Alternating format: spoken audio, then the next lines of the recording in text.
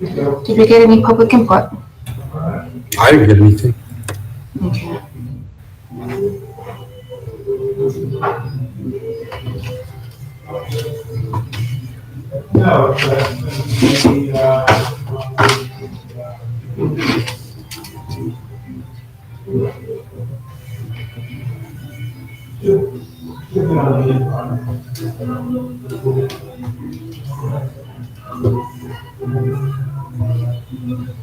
Okay.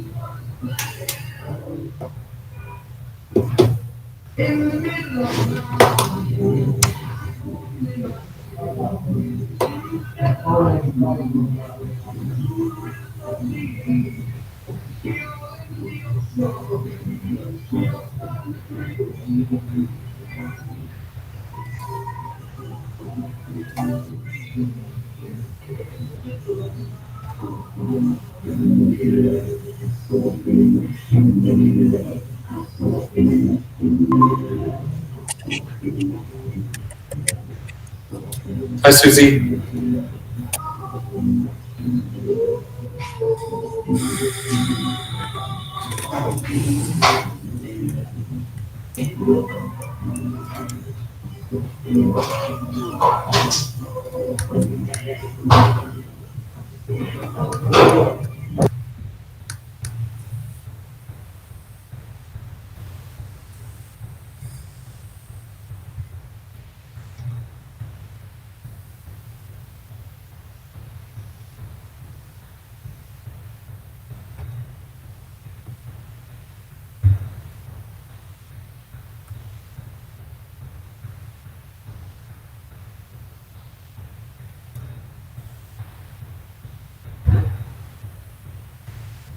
Susie.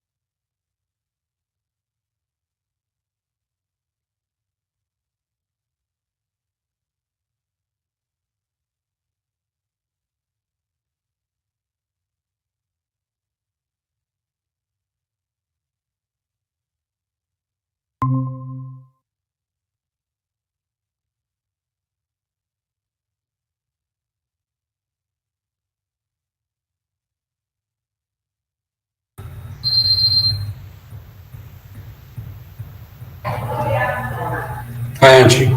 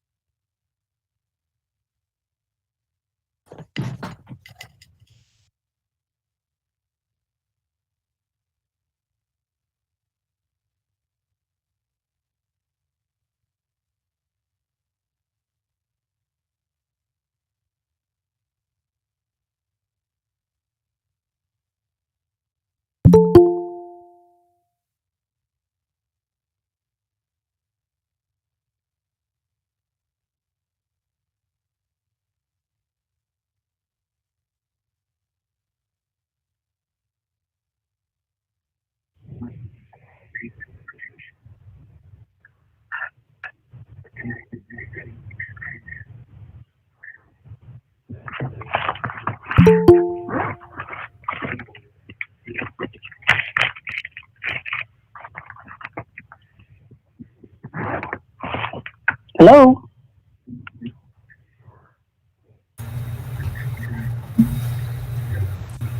Hello? Is Yeah, everybody? this is Georgina. Hi, Georgina. This is Bill. Hello?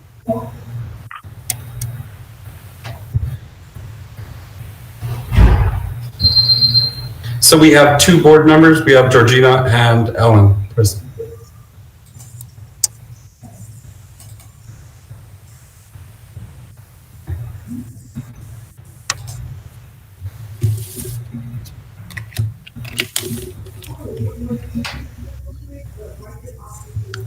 Gina may have a hard time. I had to go to a different browser. We use Zoom. So, here she is. And I think Dr. Minner's joining us as well. Yeah, I'm on here now. I'm just on phone. You're right. We don't use the Google Meets, but I could set it up, but there's a fee actually. So I'm just by phone.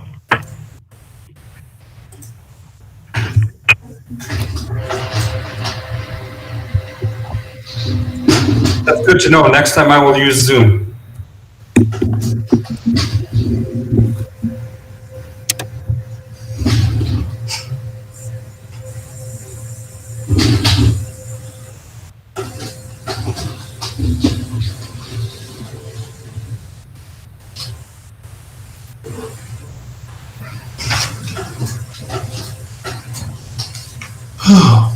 Okay.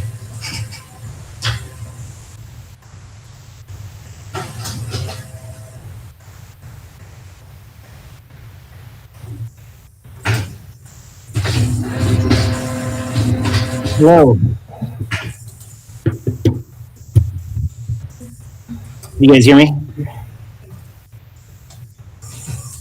Yes. Yes, okay. I can't tell where I am. All right, sorry I'm a few minutes late. Do we have everyone in?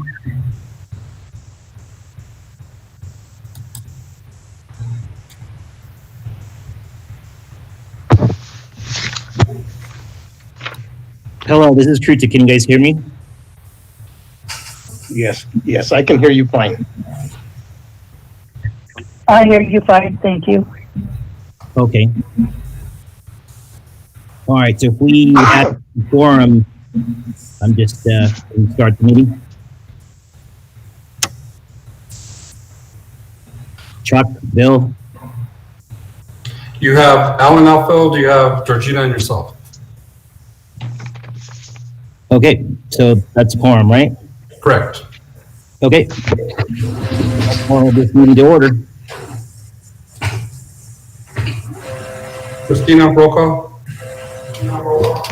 Kirkuk Bachta, Present. Alan Ayfield, Georgina Ortega Onhan, Yes, Gabriel Garcia, and Shauna Sandoval.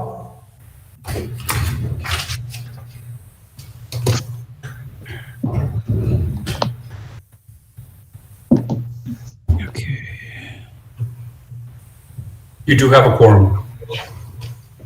All right.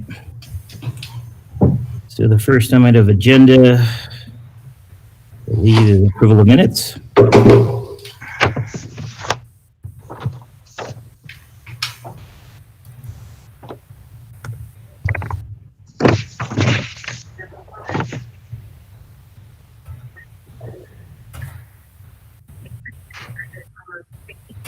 can you repeat that, please?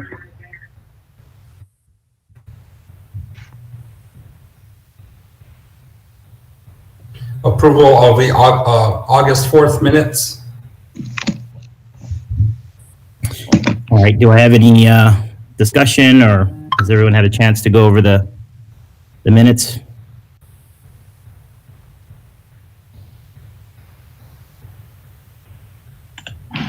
I'll move to approve, Kritik. This is Alan. All right, do I have a second? Yes, you do, Georgina. Okay, roll call. Georgina Ortega Onhan, Yes, Alan Ayfield, Yes, and Kirkuk Bachta. Yes. Okay, we have a first and a second. Motion carries. All right, moving on to approval of agenda. Does anyone have any discussion? If everything looks all right, I'll take a motion.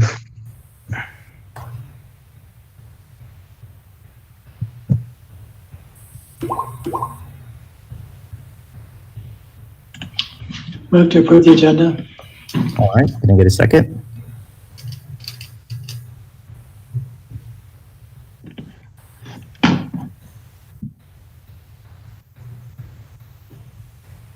Krutik, Yes.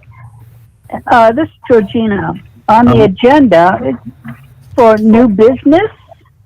Okay. Can I add something on there? Yeah, I mean, that section usually, that gives us leeway to kind of discuss. So, I mean, we could leave that in place and you could just discuss it at that time. But that's the section where it enables to talk about. Okay, okay. All right. So I do want to talk about some stuff on the new agenda then, okay?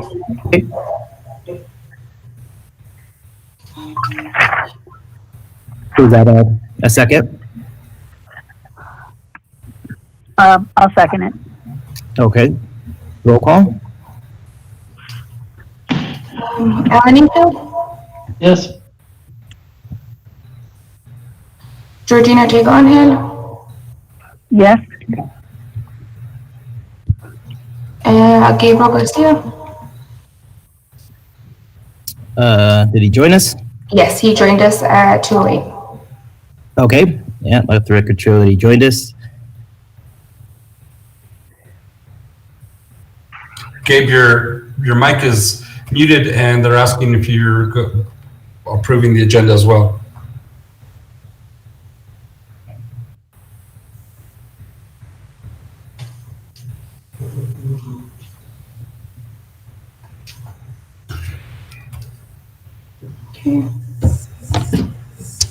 Gabe Garcia, Board Member Garcia. I don't think he can hear us.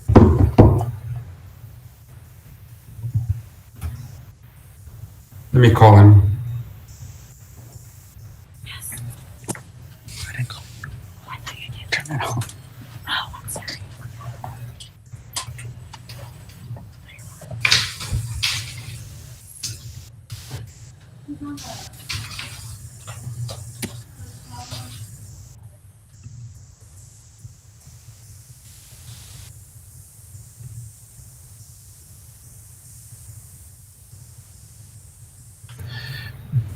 Board Member Garcia cannot, we can't hear him, but I'm on the phone with him and he is approving.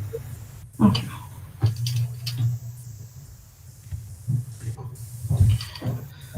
Okay. So I got a first, I got a second. Motion carries.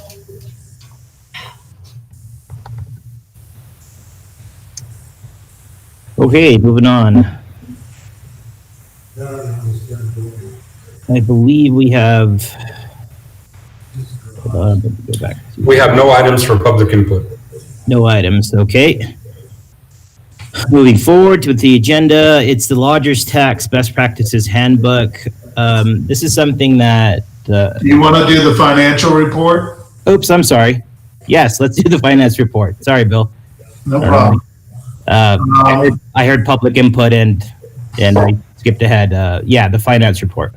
Okay, so for account balances, for advertising, publications, 338,906, and we have encumbered 129.39, and that includes the tourism app, which should be, I think we got the invoice for that already.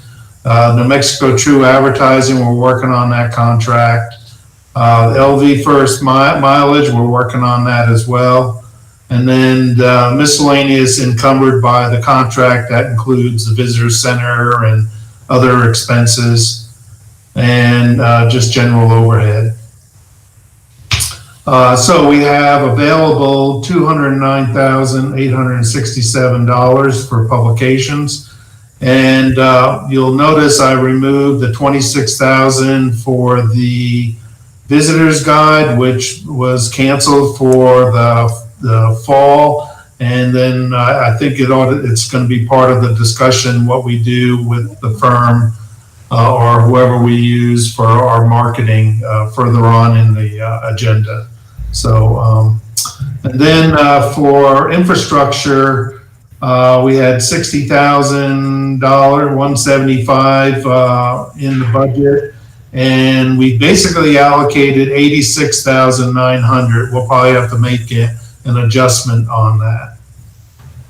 We have wayfinding at 52. We're working on the bid for that. E. Romero for $15,000, and the $19,900 that was approved for the Riverwalk. So basically, we have 183,142 available to work with for next year, or any projects coming up here soon. Okay, so because I'm confused from last time I asked if we found new revenue within the fiscal year ending.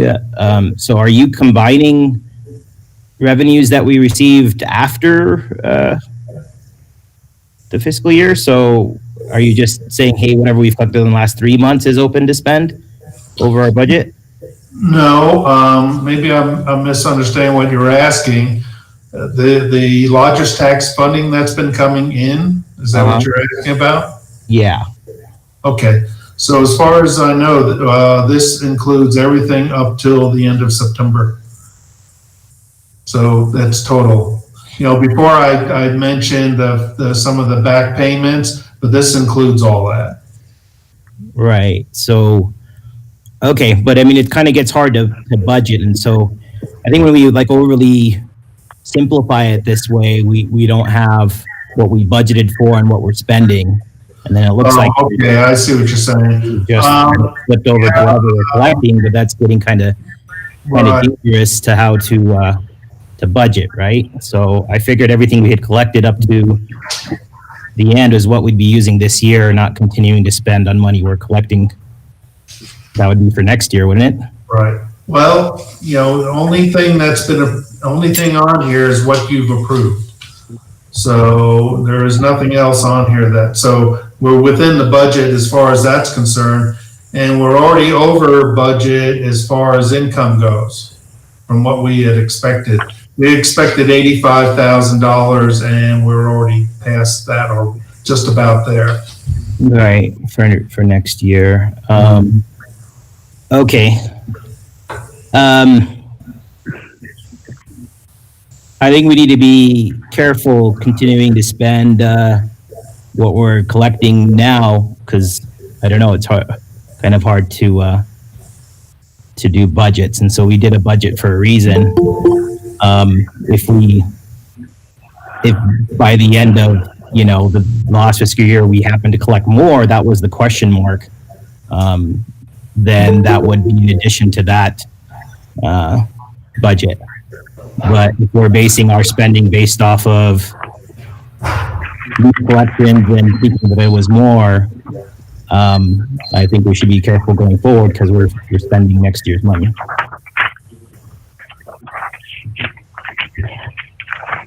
So you want the next report to reflect what is the budget amounts? Budget and actuals, yeah, and what we did, and kind of stick to that.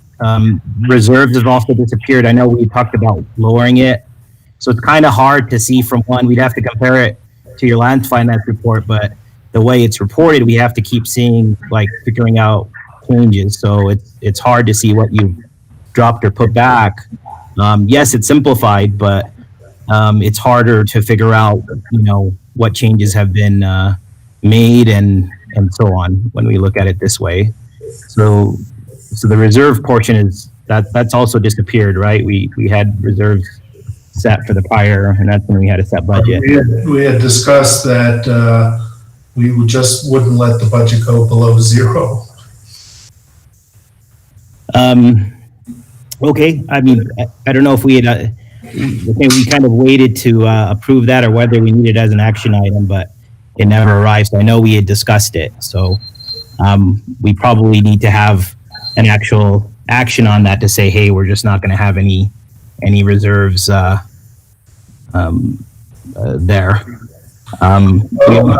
We were using a percentage, and that doesn't really work too well because you got a moving number that's changing all the time. Well, so if you want to allocate a hard number, we can do that.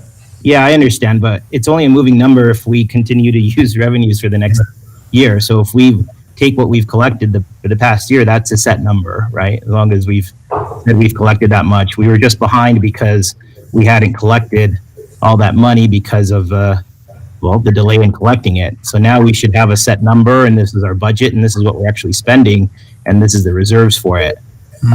So the number wouldn't continue to change we're using revenues that should be collected by this point. So that's where I'm confused. The other portion of it is we set aside 20,000 for, and that was a motion approved. We set aside 20,000 for events. Yes. Is that here somewhere? No, it's not. Okay, well, it needs to be there because we voted on it and that's what we've recommended. So we should have that there. So that's why it's Yeah, we did the kind of same easier to thing go with with, the top of it rather than like the simplified because we can see the line item. There's nothing wrong with simplifying it, but we need to keep the line items there so that we know where they went. So if we say something happens to our line item for events, then we could adjust accordingly. It just doesn't disappear. We can see where that money went or where we're transferring it to. Okay. Kuchek, can I say something? Finance and, go ahead, Georgina. On these, the tourism app, the New Mexico advertising that we approved, do we have contracts already on everything that those, like the billboards or the chamber? I mean, whatever we're approving, I want to make sure we have contracts for MOUs so we know how the money is going to be spent. I believe that Bill had said that they were ongoing, so maybe he can give an update for this round, but yeah, because we're going to need something on paper. Oh, I will feel comfortable something written on paper, knowing how that money is being used and how it's budgeted, what we're saying yes to, and then, I don't know what, again, I'm a stickler about where is your contracts and what are the timelines? What is the city, what is their policy and procedure on contracts once you approve the money and it's awarded? What is the timeline on that? And what kind of documentation do we need for that? We have the MOUs in process right now on the $63,000 for the New Mexico trip.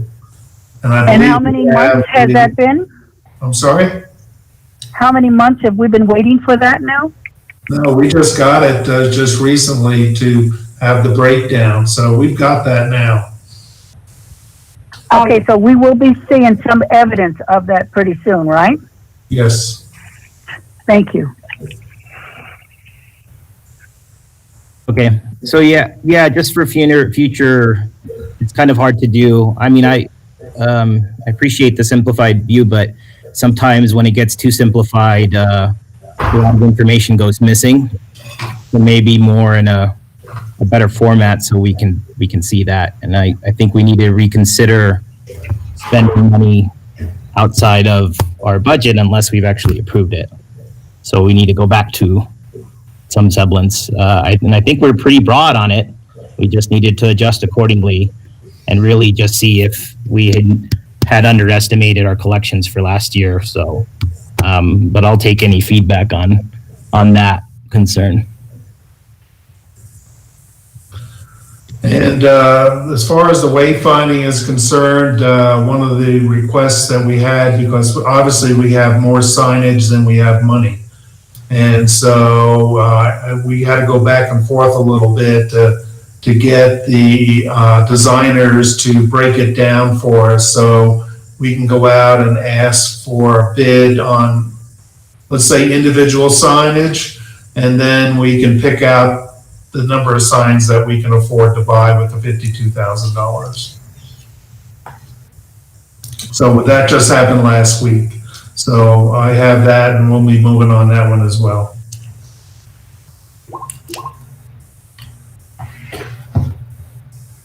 Okay.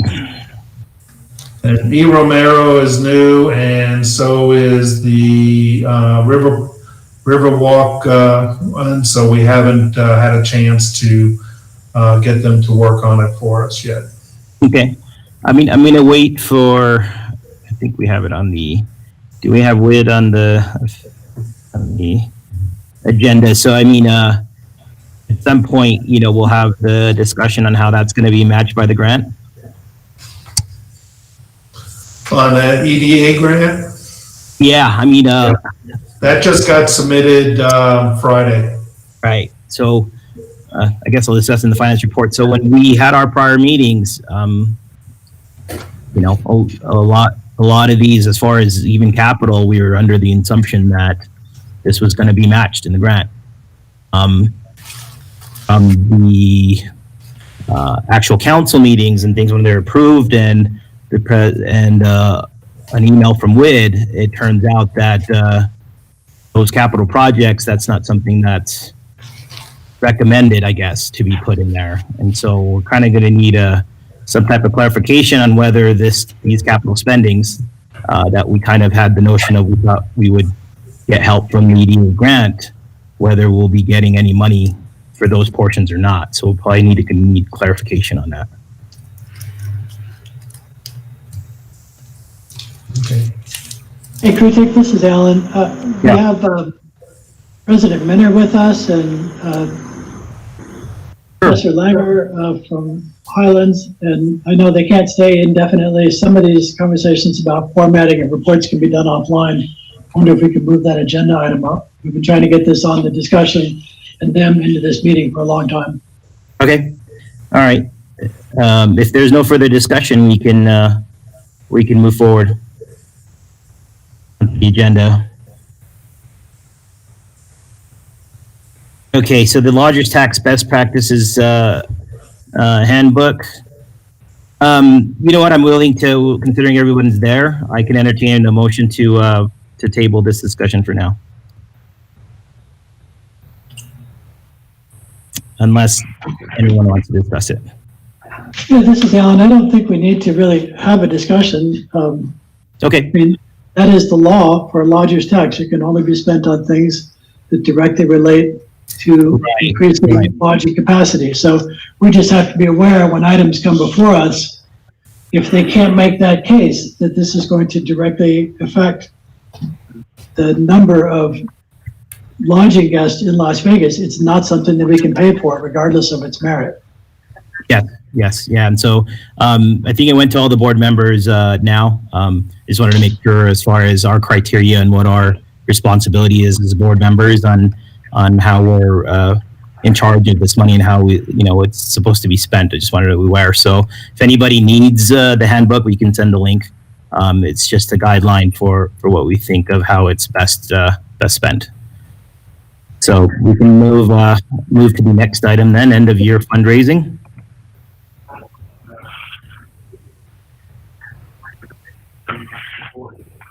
And it's by Wood Slick.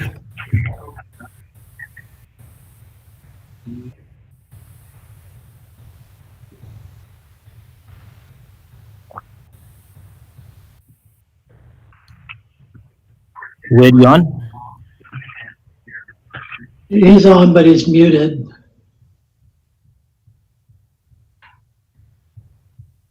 Yeah, Wade, you're muted.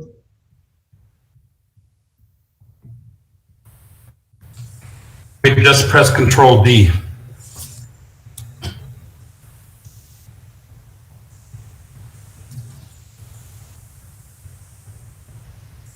Okay, let's go to the next item. When Wade comes back, we can come back. All right, so moving on, Las Vegas Arts Council is requesting $500 for advertising. Susie? I'm sorry, Krutik. I'm not Okay. sure that we, I proposed that we bring up the discussion of the marketing contract because we're going to lose Okay, probably Roxanne, and we're going to lose Sam Minner, and we're going to lose Miriam Langer. we can do that. Yeah, we probably needed to do that during the approval and make any changes, but I'll entertain a motion to move up the marketing plan and design. So moved. Do I have a second? Yes, I'll second it. All right, approved.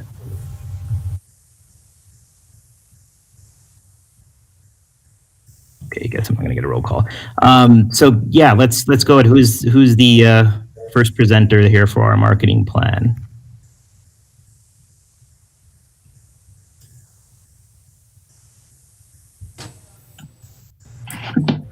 Roxanne, would that be you or Dr. Minner?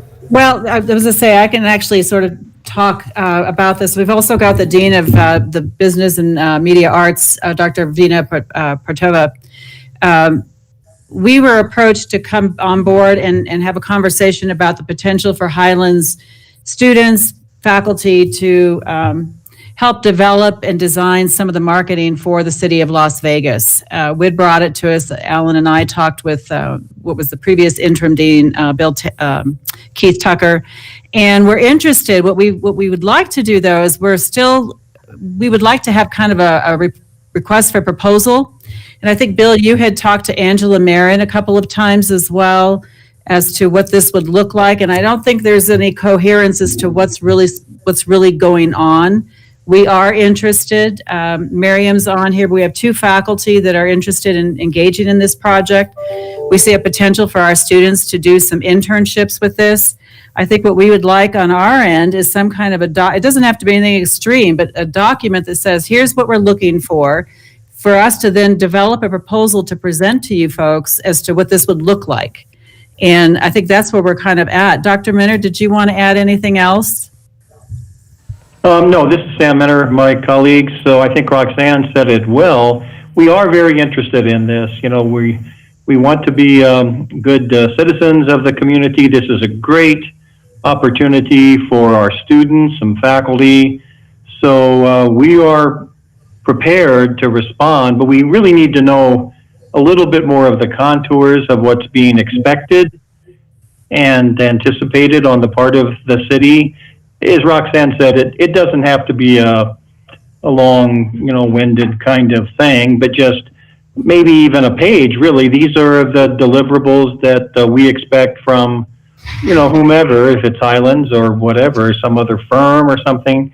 And then that way we'll be able to get our hands around that and be able to come up with, I think, a very quick, it just doesn't have to be a long drawn out thing, response. And also then just if we could have some clarity, if it would be that we would say, okay, we can do these things and this is the budget we're anticipating it will take, or otherwise just like, these are our expectations and this is how much money we have from the city's perspective. Right. And then we can respond that way too. But, I really want this to work. I'm hopeful that it can work. We have a lot of expertise on campus, some world-class faculty. Our students are excellent. And so I'm committed to doing everything we can here on campus to make this work. Okay. Yeah, I guess part of this discussion was to even start that, what our expectation is, and have start the beginnings of a framework of what we can do.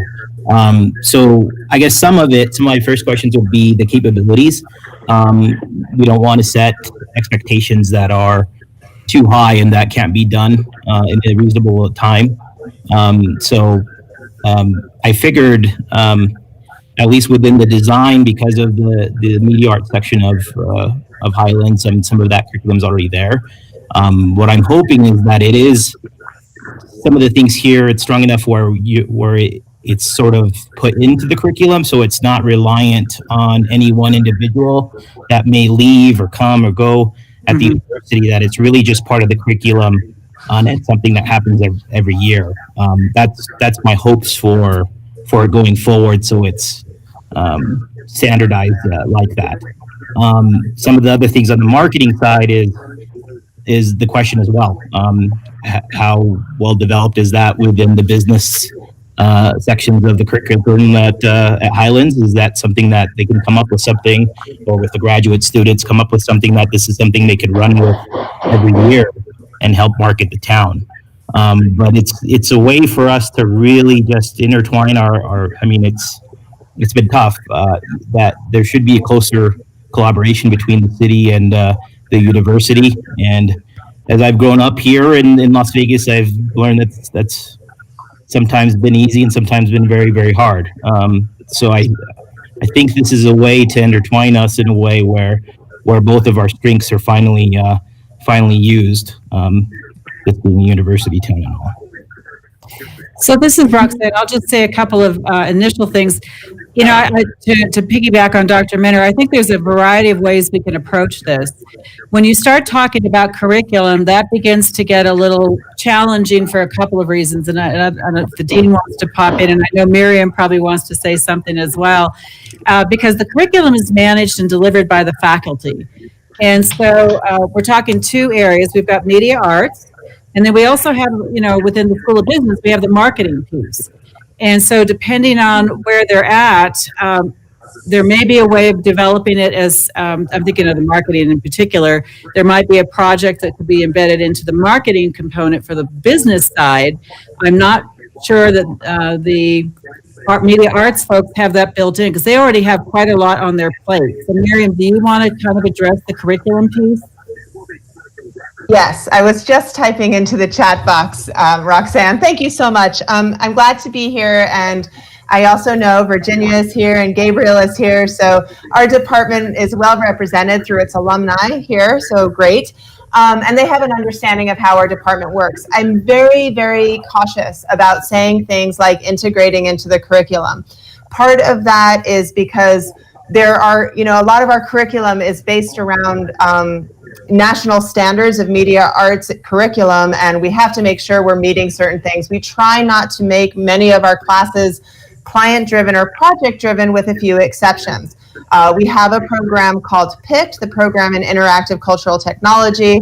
I've actually got a simultaneous call going with the other faculty. We're going to be doing a redesign of the outdoor spaces at the Santa Fe Children's Museum this spring. 2 years ago, we did Jemez Historic Site. 2 years before that, Manhattan Project National Historic Site.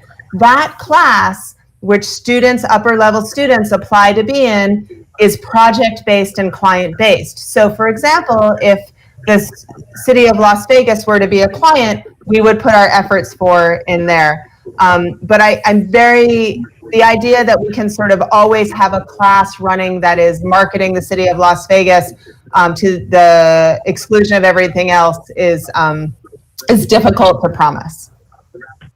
This is Sam. I agree with what Miriam's saying. It would be challenging. In some cases, we could maybe do that, and in some cases, it would be more challenging. But nonetheless, I mean, there's more than one way to skin this cat. I mean, most universities, we really kind of don't, and that's been a problem for me since I've been here. But many schools have kind of an entrepreneurial wing or arm or set of projects or initiatives. And, you know, it's kind of separate from the curriculum, but it draws upon expertise from the faculty and students. Usually not, I mean, in some cases it's not part of the curriculum per se, but we still tap that expertise on a voluntary basis. Of course, people are paid for that. But I'm very interested in getting into that kind of business. You know, but Miriam said it well, to actually say, well, the model here is going to be the integration of all this in one or more curricula. That's possible, but it's really problematic, and I would say kind of very difficult to do as the basic model. From time to time, there might be a project-based class or something, and you know, if that works out that way, then that's fine. But that doesn't mean that we couldn't, again, draw upon the knowledge, expertise of others. The last university where I worked, there were a lot of these kinds of projects, drawing upon the expertise of faculty, totally voluntary. If they didn't want to do it for extra compensation, they didn't. But many of them did, you know, and involved their students. So there's more than one way to do this. Alan? Yeah, go ahead. Let me back up a little bit here. I don't think curriculum is an appropriate conversation for us to be having, because it's not up to us as Lodgers Tax, and it's not a question of the contract. Curriculum was probably the wrong word. I was looking for consistency and how we. The contract under discussion here would be between the city and the university, and the deliverable would be marketing. Right. So maybe that's accomplished through curriculum. Maybe it's accomplished through a particular faculty member, but it's a contract between the university and the city. Right. And a lot of the marketing that has to be delivered is, so for example, a Lodgers Tax board and the city will make a grant to an organization like Vegas First to market a particular event, and Vegas First won't have a marketing professional, so they're going to come to you to help them produce the marketing for that event with money that's provided through lodger's tax. So it's not a curriculum question. It's a can you provide the deliverables question. And the only way to really make progress on that, I believe, since it's a city contract, is the city has to issue an RFP or an RFQ. We have to do that as a first step. And the deliverable is marketing for the city in accordance with the deliverables that are determined by the advisory board. Right? Well, so what we're asking for is we need the city to develop an RFP because we're not going to sole select the university, but the RFP marketing services that the university could provide. And if the university responds to that, you'd have to assume that they would be in a very strong position to be awarded the contract. Can't be an ad hoc contract based on every individual piece, right? So it's ongoing marketing for the city, and we already have a precedent for that. The city signed such a contract before with the firm out of Santa Fe. So we already have the draft contract. We already have a sense of what the deliverables are. We just have to put that contract forward. Yeah, that's how I see it too, Al, and I think that would move us forward, move the needle. And my colleagues, I have a Zoom at 2:45, so Roxanne, I'll get with you and see where this lands, okay? Sounds good. Thank you, Dr. Minner. Okay, thanks. Bye-bye. Can I jump in there too? Alan and the board, just don't forget that they also have that internship program, which we were utilizing in the beginning. So that's another option you have available. If you don't have, I mean, to quickly put out an RFP or, put together whatever you are expecting from the university, because that's the conversation that I don't think has happened exactly what the city is marketing, how they're going to move forward with marketing, who's going to control that marketing, and what you expect from each individual person that's part of that marketing. I haven't been in the conversations for a while, so I'm not sure where you guys are going with it, but those are just some things to think about when you're moving forward. So, I mean, curriculum, I guess that's a big word. So I didn't mean an exclusive or we're just throwing everything on the university's plate and we're expecting 10 years. I was expecting maybe this could be a start of something because internships were also mentioned, and that's something that we had done before. We just needed to set up framework, and framework meaning, yes, what Alan said, deliverables and whether the university can do it or not. The commitment is whether they can do it within the contract frame. And so if Miriam leaves or if anyone leaves or whoever's the lead, how do we make sure that these things continue or the contract just goes unfulfilled? Things like that. I don't want to break any rules or make anything exclusive or hurt curriculum. If it's a way to do it and it benefits the university as well, then that's something. But the city is looking for these services. We'd like to put it out right now. It's just discovering whether the university is part of the picture. We certainly know what to do with other companies and how to write contracts and how to write deliverables. We need to see whether the university can do the same. If they can, we could continue to discuss and say, hey, yeah, let's write this up. Let's have these deliverables and let's see if the university can bid on this. If they can't, then we know that as well. So this is Roxanne. I think that's kind of where we're at is what we need for our end is a document that we can respond to say exactly, these are the requirements. This is what we're looking for. This is the length of time. These are some of the things that, anytime you've responded to any kind of an RFP, just something that we can have to guide us through what it is the city wants, kind of that length of time. I do know we have a couple of faculty in media arts that are interested. And I don't know Vina, if you'd like to make any comments, we do have a couple of faculty in the management side with the marketing piece. Vina, do you want to add anything? Yeah, we have people on board who are very interested, but we just need some guidance on what it is that we'll be doing. And we certainly would love to get that RFP and we would turn it around quickly and get it back to you. And then you guys can do what you need to do for those determinations. And we do have a division that monitors and manages contracts. So even if we were all to, disappear with aliens tomorrow and a new team comes in, that continuity, just like with our grants, that continuity would be there because we have a commitment. So Bill, what will it take to generate an RFP? Well, I think, we'll just have to put our heads together and come up on how we write up the deliverables and make it flexible enough because, as I see it, we've got, let's say, the New Mexico True monies here that are on the table. And there's potential or not potential, there's probably obvious needs for design help or, media help of some sort in that.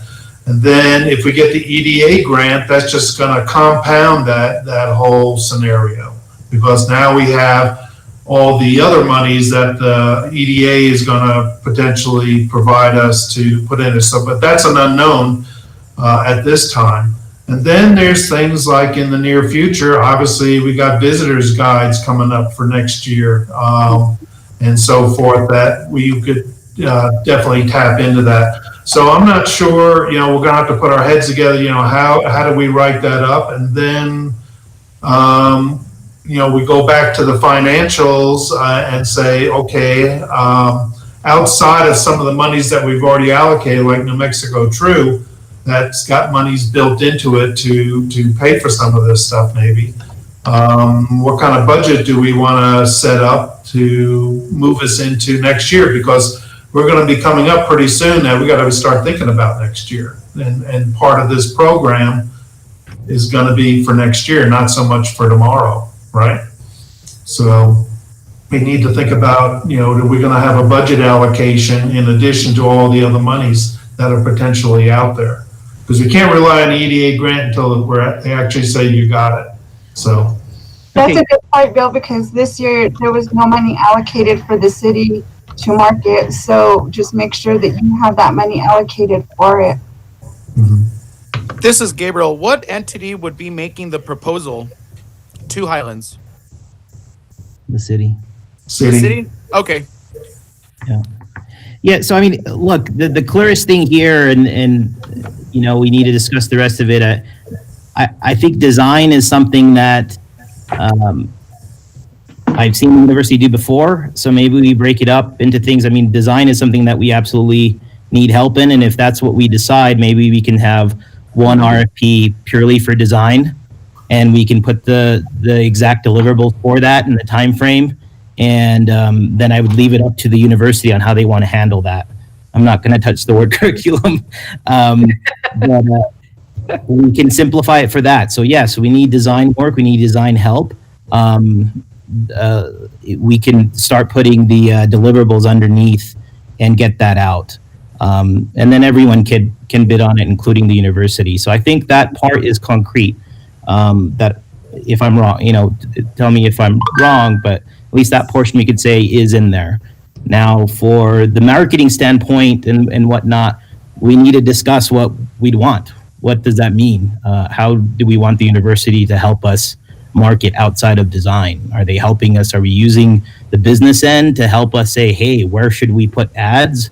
Where should we place them? What's the most effective? Are they doing analysis on what what we're getting back? Some of those things, and so that's what I don't know whether it's possible or not. I guess we can put it in the RFP and see if the university can bid on it, but I think it maybe should be a second section. So maybe we cut it in two parts: one being design on its own, and another being the marketing side. Good point, Kutek. Will the Lodgers Tax Board be involved with coming up with this proposal? Well, I mean, ultimately what I'm hoping is, we're advising, but I'm hoping the non-volunteer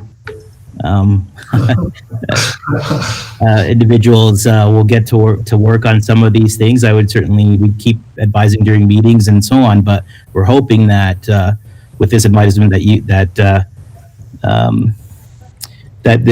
what we want can continue to be developed. I'll certainly email what I think should be in there. What we can do is maybe quickly, because we want to really start that's my next conversation, for what we want to do in 2021, but maybe we gather a committee for the peoples that be, and we request, hey, what would you like to see, or what would you think we need help in, so we can write this RFP to make sure it's a thorough one. Technically, yeah, that's a good point, Crew Tech. And technically also, it should be lodger's tax, whoever your DMO is, and your staff that's in charge of lodger's tax that should be having that in-depth discussion to find out what you guys really want. So I'll certainly take the feedback, but I don't think the board can do it on its own, right?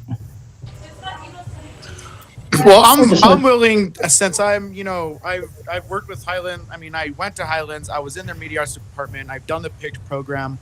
I think they have a great program in terms of getting kids like real world experience. I can definitely volunteer my time and be in contact with Virginia or with the city to, maybe help them think of a proposal that we can then put to bid.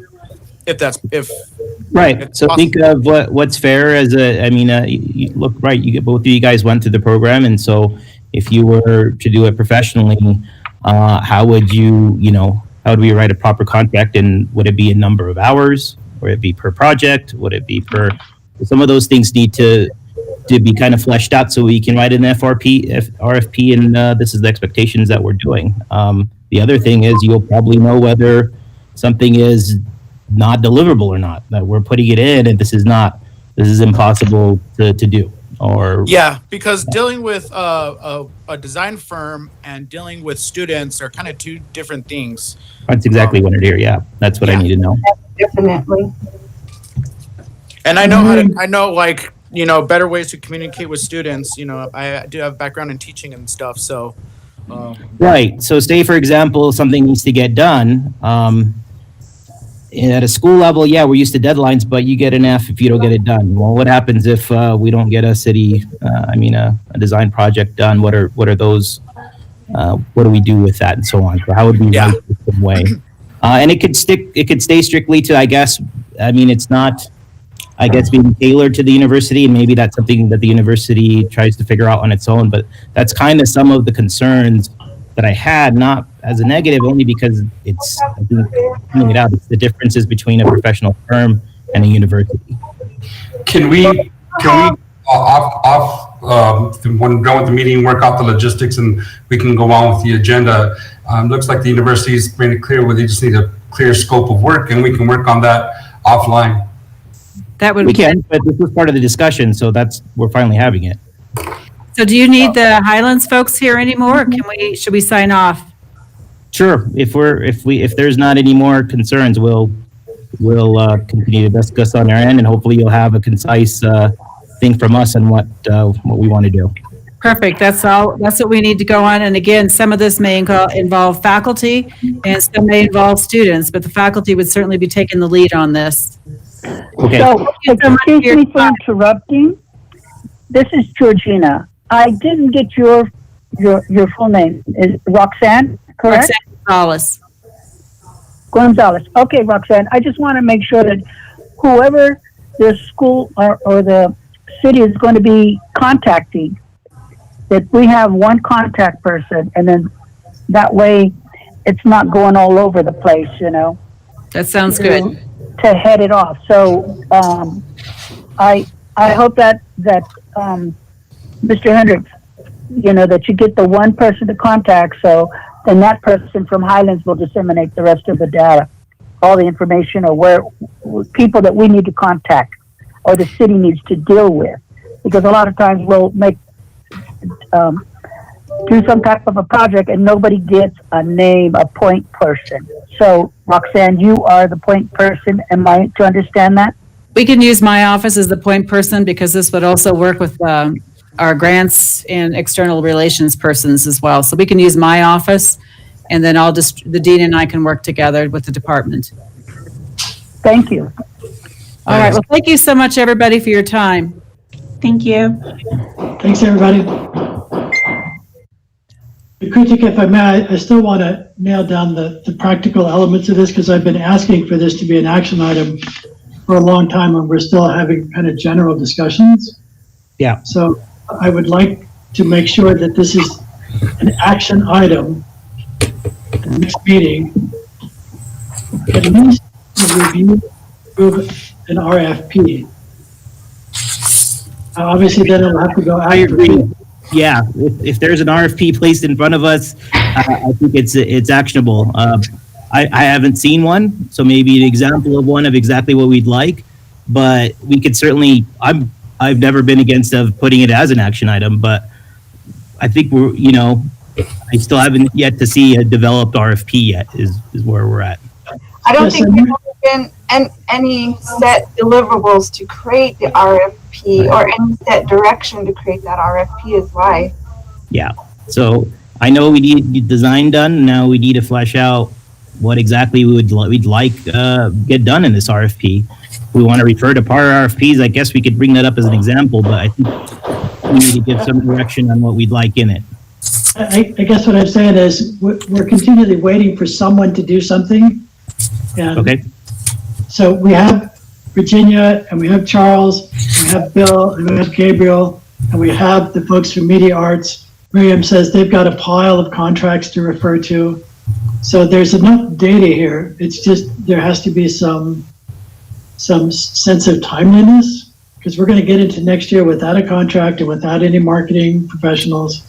So I don't know, Bill, Charles, whoever it is, but somehow an RFP has to be issued by the city.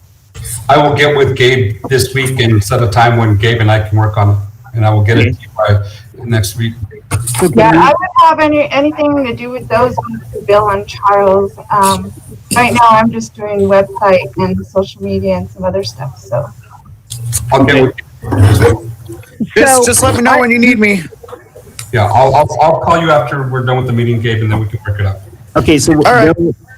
Bill and Chuck, when do you think that you can have an RFP that the Logitech board can review and approve? Let me get with Gabe after we're at the meeting, and I'll schedule the time, and then he and I can sit and work with it. Work on it this week. Okay, Alan. Can I say something? Go ahead. I definitely think Virginia should be part of that group. Virginia is also a master's graduate out of that program, and she has worked with them in different projects.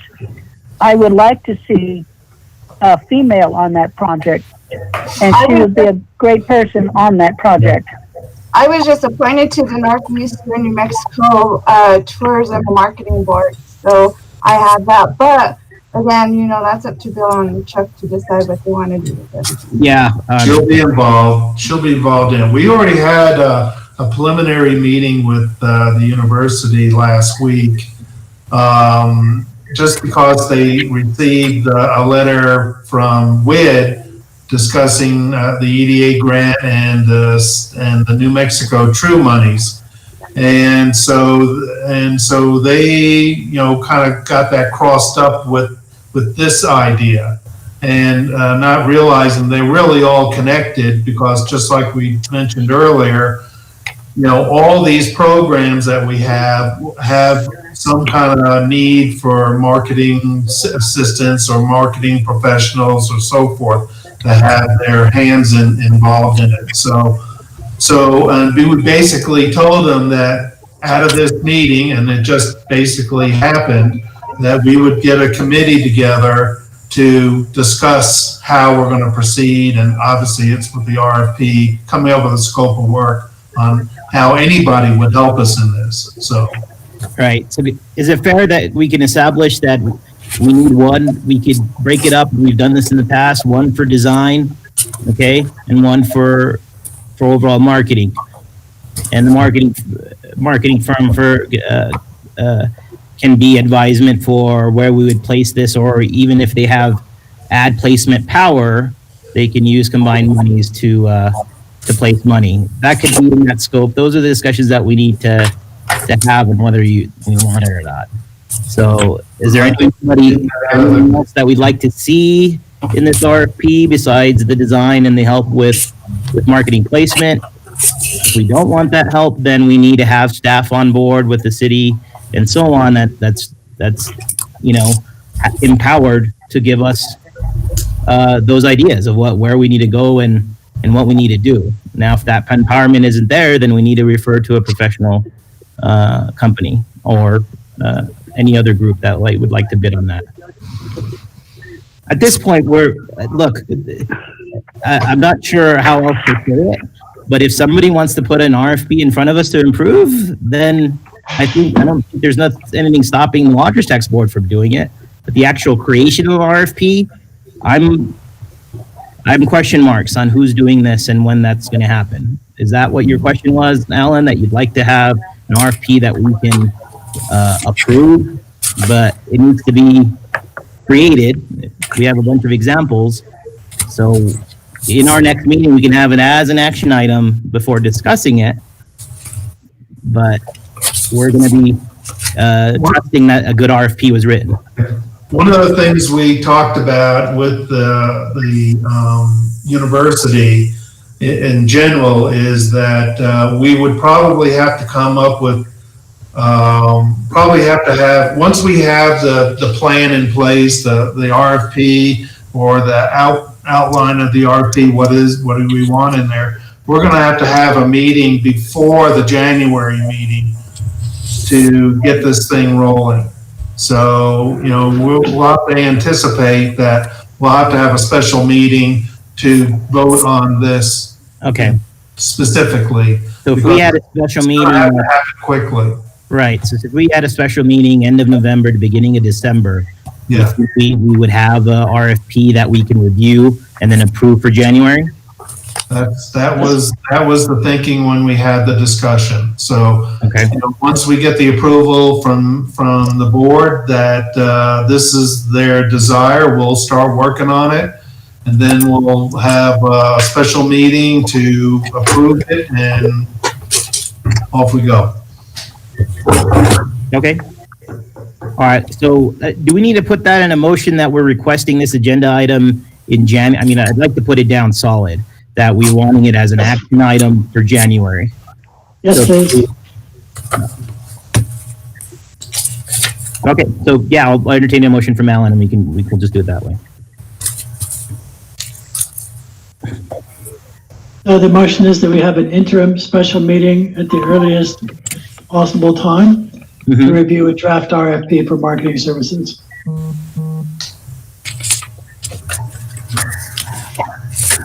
All right, and do I have a second? Yes, you do, from me, Georgina. Okay. Roll call. Gabriel Garcia.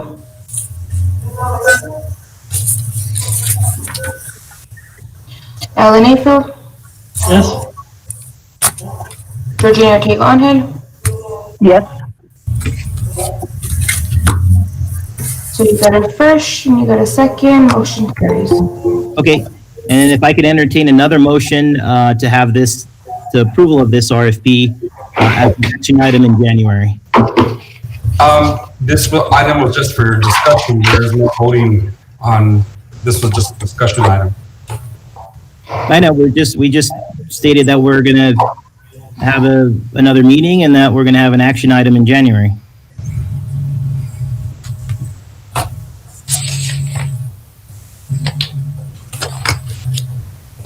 Just so that's clear what the board is trying to direct the city to do.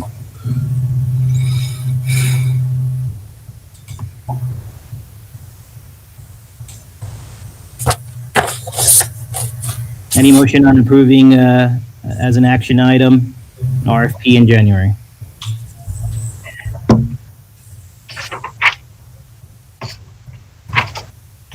Okay, I guess that'll stay in the air.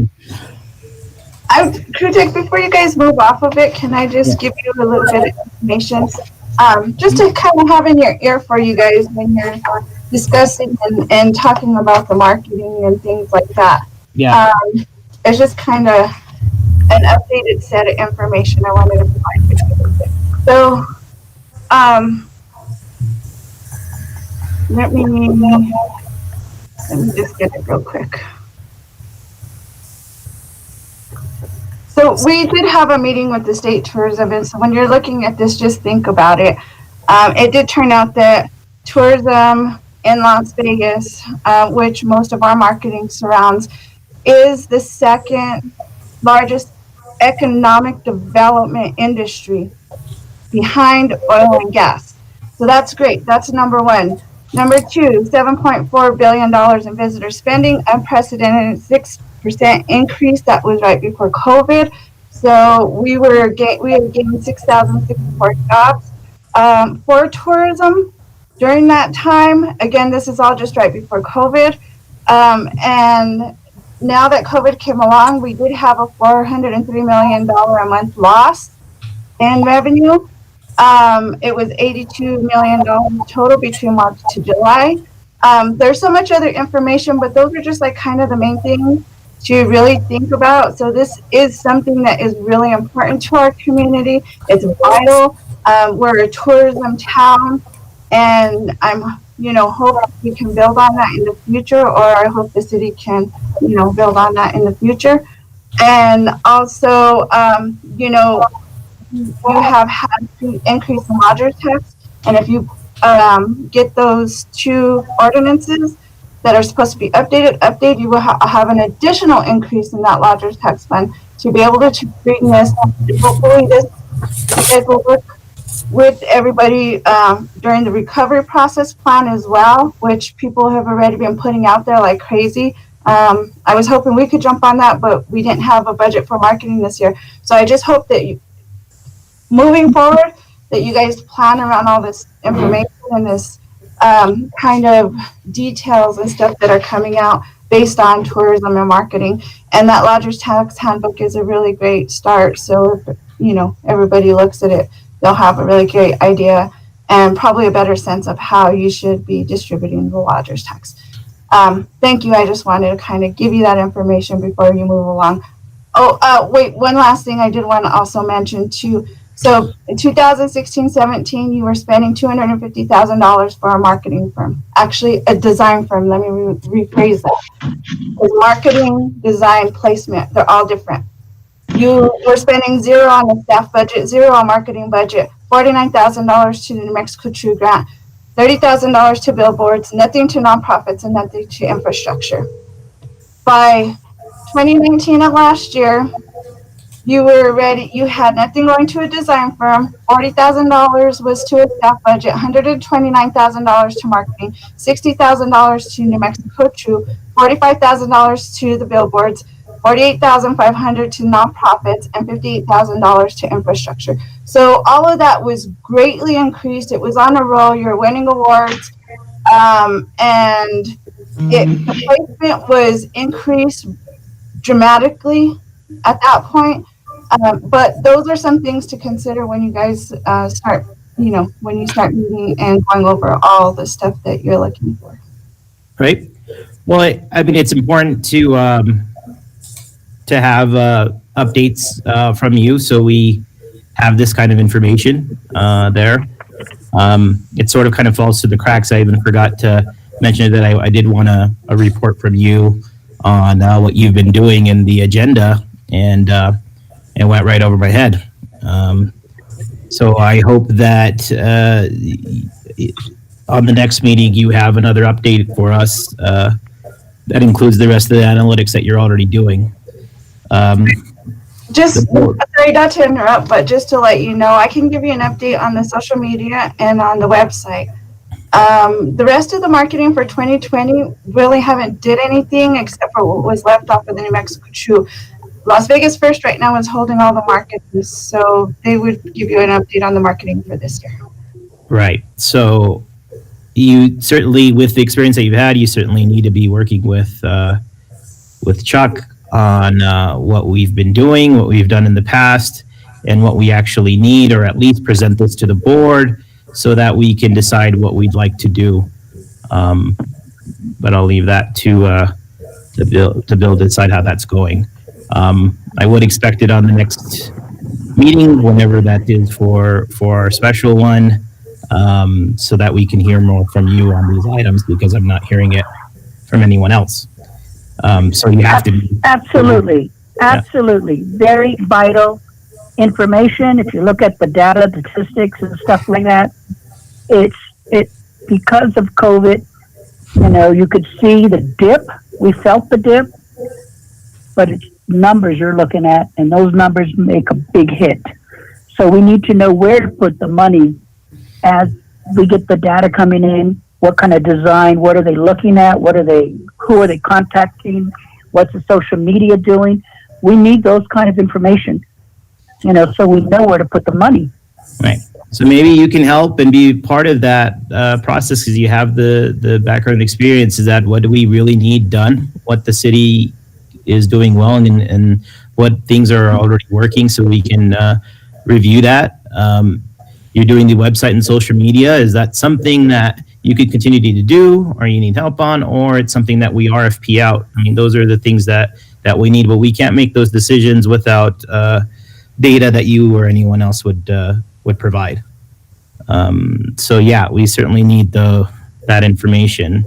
And I'd be happy to provide you with the information I have available, like I say, but for the last year, that's basically what Bill and Chuck would have to provide. Yeah, I mean, from my standpoint as the chair and the rest of the board, I mean, it's something that I think should be a normal course of our meetings. We are handling this thing. So as board members, we should be up expecting for every meeting, unless it's a special, but for every at least normal meeting that updates, and it's just kind of just be burned into the agenda that you're providing updates on what we're doing, period. That's the only way we can kind of have or know on some of it. Oh, sorry about that. I had to throw this one last one in there. So one last really good thing about it too is that also in the comprehensive master plan that I believe in its final stages to be put out, it also is number 3 in our comprehensive master plan. So that's another thing to think about as well. Okay. All right. So Alan, it looks like we have a special meeting. I'm recognizing your concerns that, we need to get to but we made the one step.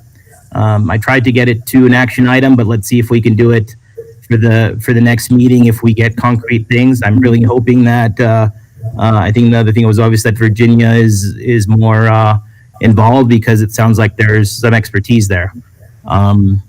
If Chuck, if you want to give us anything offline or emails or whatever of thinking what you're doing and what we can see to present, maybe we could provide some feedback for what you present in December. What I'm hoping is that you guys present as a team, so we can get some things done. All right. Okay. Is there any other discussion on this item for the marketing plan and design for the City of Las Vegas?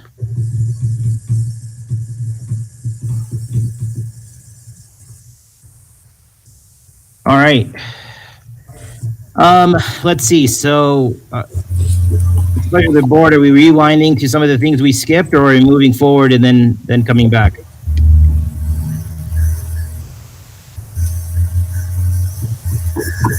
This is Alan. I have to leave in 20 minutes. So if there's something that I need to vote on, if we could move that up. Okay. I think the rest of this is discussion, but we can let's come back up to what we missed so we can get that. I think that'll be the fairest way. So we lost WID on end of year fundraising, sorry.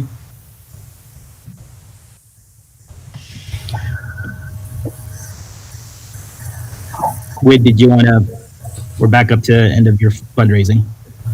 Can't hear you, Wid.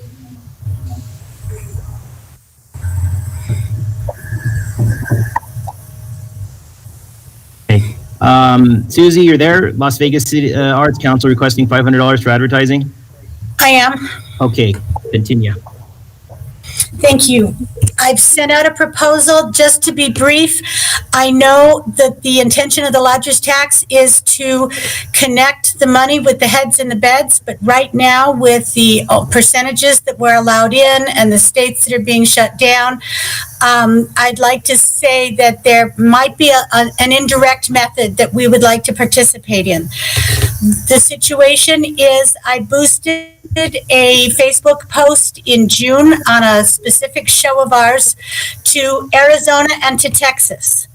We got several thousand responses and likes on that gallery. I linked it directly to art collectors and art collectors who had friends in Las Vegas.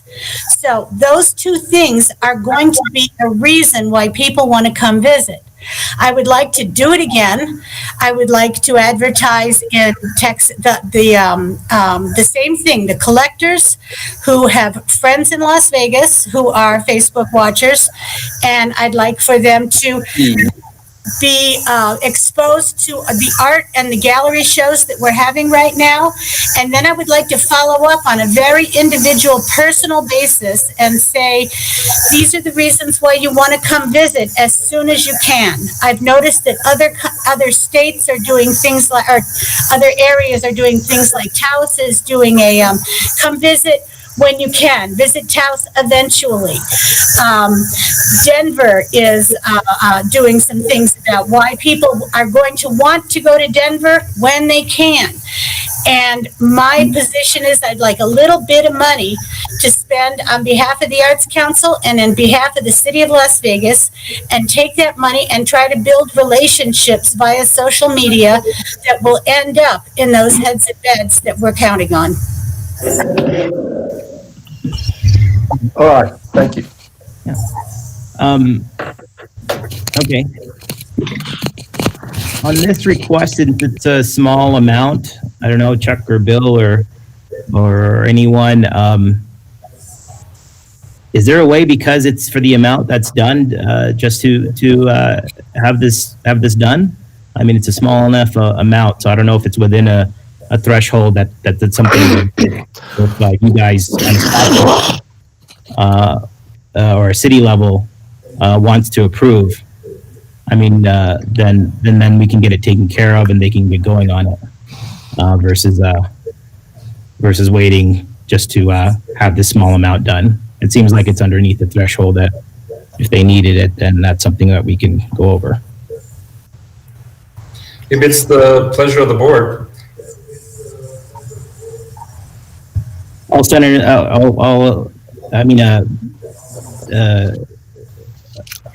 If that's something that could be done, right? Doesn't need to be an action item, is what I'm asking.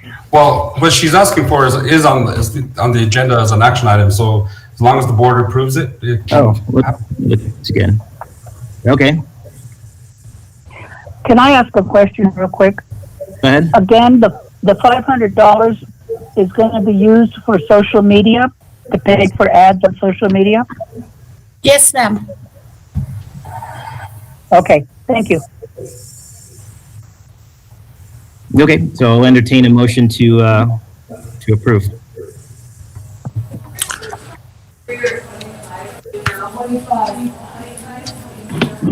So moved. All right, can I have a second?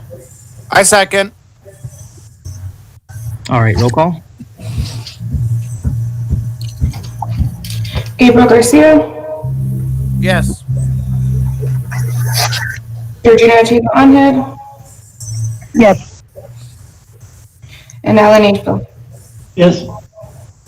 We got a first, we got a second, motion is carried. Okay. Yeah, I apologize. I was on a different screen. For some reason, I thought that was under discussion. Okay, moving on to Las Vegas San Miguel Chamber of Commerce, requesting $20,000 for advertising. Good afternoon. Can you guys hear me okay? Yes. Can you hear me okay? Yeah, okay. I've met with the board, Mr. Chair, and the rest of the board members. Thank you for having me this afternoon. So I'm just gonna, I know this is a hard time to ask for money. I'm just gonna follow kind of what Susie iterated upon and trying to do some advertising. But a couple of weeks ago, or maybe 3 weeks ago, Las Vegas First, Main Street, and the Arts Council approached us and they asked if we could possibly request some dollars for advertising over the holiday season. There was a lot. There was so much information provided before me. I asked them to make it simple, and so that I could actually come in front of the Lodgers Tax Board and ask for something reasonable. The biggest thing one of the things that we're not doing right now is we're not doing any TV advertising. We are doing digital media with social media, Facebook, etc. So that's going pretty good, and it's not costing us a whole lot of dollars. But as far as TV advertising, if you go on TV in the news in the morning or the afternoons, you don't see anything regarding Las Vegas, travelers, increasing lodgers tax or lodger capacity, getting people to our shops, getting people to our restaurants, etc.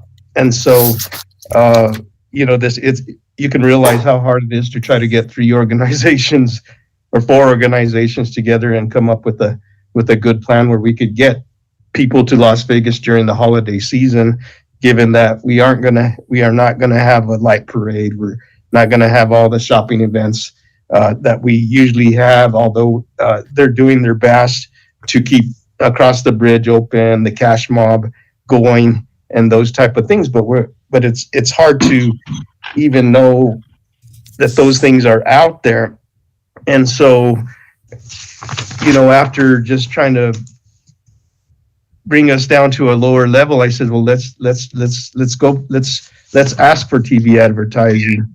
Let's ask for rack and counter cards. Let's ask for radio ads, a little bit of design and production. And I would also like to, use a little bit of money for research on getting these businesses trained for online sales. Some of the businesses have online sales, but they don't, they're not utilizing them to their capacity. And I think that we would improve their overall sales if we could just get them to learn how to do that. And this includes the hotels, because the hotels and motels, you don't see a whole lot of online sales going on. So I know that's, like I said, it is hard to ask for money, but I think between the 4 of us, we have good reason to ask for the $20,000 to use during the next 3 months to try to alleviate some of the hardship that the Las Vegas businesses are going through. And there's a lot, like I said, there's a lot of information out there, but I think that, this is going to help. And we really would like you to consider doing this. The chamber is willing to manage the dollars and put them in a reasonable effort to increase sales. We're also willing to do other fundraisers on our own dollar to bring people to Las Vegas, and the other 3 nonprofits are willing to do the same. And you can tell by just the thought that they put into this. And I don't, you didn't hear Wid's presentation today, but he's got a lot of great ideas. But I'm just trying to make it a little bit more simpler and try to get us through the next 3 months. I didn't want to ask for we didn't want to ask for too much money because we don't want to get shot down. And I'm hoping that this is an action item. And I will leave it open for questions because I know you'll have them. Yeah. So I in regards to the internet marketing and so on, I mean, the hotels are quite versed in that section for it. We rely heavily on our online sales for that, and online marketing for some of those things. Now, the independent motels, they would struggle with this, especially the hotels that don't have some of the marketing budget and so on, or and some of that help. The hope that for that is that we would be able to get Luna or somebody to provide those services, especially over this time period. But those are the soft skills that would come in handy for these struggling, small businesses. that are trying to that I haven't done it in the past as far as the online and that they need to quickly develop because of the things that have happened. So those are the avenues I could see. My concerns are that we've kind of brought it up before, is that our responsibility is that these monies go to marketing and tourism. I know we need to do a lot of things, and we can help in a lot of things. I'd certainly like to do it, but I'd advise that we look beyond the next 3 months. A lot of this is sort of fighting ourselves. We can put out advertisements, and meanwhile, the state will put out a request saying we stay in place. We can spend money on some of these things, and we'll have directives that people must quarantine. Some of those are the uncertainties for the next 3 months. And so we can either do that and keep playing that game, or we can come up with a plan of what we're going to do when we're open in 2021, save that money and have a really strong plan of what we're going to do. And that may entail some of the things that you're presenting, but it might be better served at a time where we can actually use it versus the uncertainty. And I'm looking at December, and I'm hoping I make it through till March. I'm hoping we make it to spring break and so on. A lot of the businesses are looking within the 3 months, because now it's this time period. Hey, are we gonna to get through it? I'd certainly like to do it, but I think that we need to look at the big picture here on how we're spending the money. Krutik, may I have some questions? Yes, ma'am. This is Georgina. I thought the city had some videos to promote the city. What happened to those, and where are they? And the proposal that they're coming to us with for this 20,000, where is their budget? I mean, I need something on paper, even if I was going to consider it, with COVID. But I thought that the city, again, had some videos or something. We paid for some type of advertisement and did videos. I just want to know, is anybody in Mr. Hendrick's office knows what happened to those materials that we paid for already? Yeah, Georgina, what happened was we do have those. They are on YouTube. They're also on social media. We put them wherever we can. We just don't have a budget to put them on TV or anything like that. Again, we didn't get a budget this year, so I wasn't able to place any of those. A lot of placement wasn't done because of that, but we do have them available, and we do have them wherever we can place them. I would think that using that 20,000 would bring, because it's already been proven that it is for tourism, so we don't have to question that, and it's paid for already. Why not use some of that money to, have these organizations use those videos in their social medias and wherever, because TV is expensive. TV is very expensive. If we have something already created, that would be great. If we had a plan and how we'd like to get it done, that's something we'd need to do before we jump to spend it. I mean, we could quickly spend a lot, but again, when it comes down to this little level and how much help we need, let's make sure that we're making it count. And it's not just a notion. There's a lot of recovery things that we still haven't taken advantage of, and maybe that's what we need to look into. I know it's easy to dip into the lodger's tax well, because it's easy to do. We would certainly like to help, but I mean, we all, as board members, we still need to be responsible with it on whether it's used for the right purposes. And again, this is why we brought up the best practices, and we're getting a return for that. And there's some state recovery money that we still can be used if we had a plan, and if we work with these groups. There's still state money, recovery money out there that we've unclaimed, that has gone unclaimed. So before we move into things like this, I'm hoping we can come up with a plan to have some of these monies actually used, so that we can have some of this money for marketing going into 2021. Sorry, the whole state has been working on the recovery plan, And again, they've been promoting, Raton's been promoting, Las Cruces, everybody's been promoting this recovery plan, stay safe, come back to us when we're open, or we're partly open, or, we're open for drive-through. There's so many campaigns that they're taking advantage of, and they're really jumping on this recovery process and working alongside with the state. And honestly, I think Las Vegas should have been a part of that since the beginning. Yes.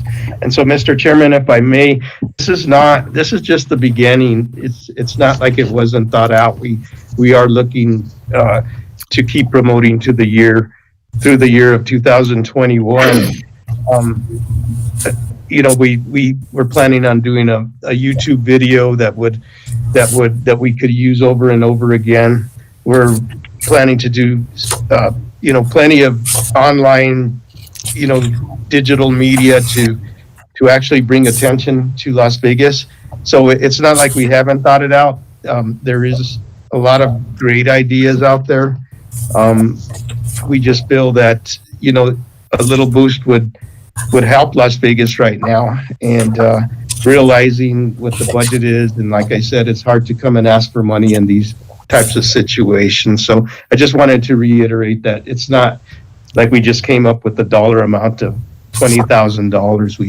We have been talking about it, and we have been planning. So, and the good thing about it is they say what is one good thing about COVID? Well, how many times have you seen the Chamber, Las Vegas First, Main Street, and the Las Vegas Arts Council come to you and say, let's get together, let's try to give ourselves a little boost so we can make it through the holidays and keep working towards, succeeding through 2021. So that's what I'm getting at. It's not like we haven't thought it out. And I understand where you're coming from. So I just wanted to. We have $63,000 that we don't have nothing to show for yet. So, right. It's really hard for me to see 20,000 and I don't have a budget. I don't have nothing. It's just, it's not thought out enough, I think. And the 63,000, we still haven't seen anything. So I'm kind of leery of what's, how far advanced. If I have something hard that I can read and I can see, I could say, well, yeah, you have a record of doing something here, but we're still sitting on that, and I'm wondering what's going on with that. And if we have some advertisement that we had already paid for and is still good, still vital, that we can use, let's use it. It's free. It's the city, Right. And as far as the budget, we do have a budget. There's only 4 items on it, and like I said, I just wanted to make it simple. So we want to use $10,700 for TV advertising and digital media. We want to use $3,600 for rack cards and counter cards, and we want to use $4,000 towards radio stations, including and local stations, and the $1,700 left over would just go to production and trying to get this in order real fast. So that's our budget. It's simple. It's cut to the chase. Sometimes that works better. In this case, it may not, but it's better than not investing anything at all and just waiting for next year to get better. I don't think that's the case. I think we need to, and it's not just about spending the money. Some of it is that's the exact concern, that we don't want to be spending it on the fear of what's going to happen. And thank you for explaining where it's going to be spent. But again, the idea is that going along with everything else we're doing, that the state is doing as far as recovery? Are there conflicting messages? I understand that, hey, these are things we spend, but is it proper to have TV ads at a time where we don't know? Can we do TV ads in the future? Yes. So we'll have that money available. But if we do a campaign and nobody can leave their house, how effective will that campaign be? So either so that is the unknown. So then we're not just sitting money. We should be using this time to say, you know what? Let's really have a solid plan for when we do know things, when we know that we're going to be open, and let's spend this money then to do it. And that's basically the gist of it. We're all in this trouble, and that's the struggle we're in. Okay, restaurants are struggling with weather. Next week, we're going to be told whether you're open or closed. Well, the whole meantime, everyone's hoping we're open or further open. But Right. so those are some of the things, and I think we could carry on some of these plans. I don't think any of this is wrong. I just need to think that we need to think this over some more. And I really do think, as my advisement is, that we can do some of these things when the time is appropriate. Doesn't mean we're sitting on it. Okay. And Mr. Chairman, go ahead, Whit. So anyways, we've lost. Did we get Gabe back? Gabriel, you're back. Mr. Chairman, could we lost a quorum on this as well. So I need to move on. no, you still, On this item. still have a quorum. You have 3. I've lost. What I've lost is I've lost Alan and I've lost Gabriel. I'm here. Okay. All right. So, is there any other discussion on this item? And I just wanted to back up. Yes, I don't know if you guys heard the news, but the governor just made some new mandates for hotels that they have to now operate at 60% and 25% if they're not approved for the Serve Safe. So. And they have to close by 10 p.m. now. yeah, so that's news to me. Yeah, that just happened. Okay. Yeah, So, we just got called on that too. You can't have groups, public or private, of larger than 5. okay. So again, I mean, this kind of goes into this discussion of what we're doing here, and it kind of exactly went into what I said. Trying to plan this out, trying to spend money at this time. When we're sitting on it, we need to be careful. So that's happening within this meeting.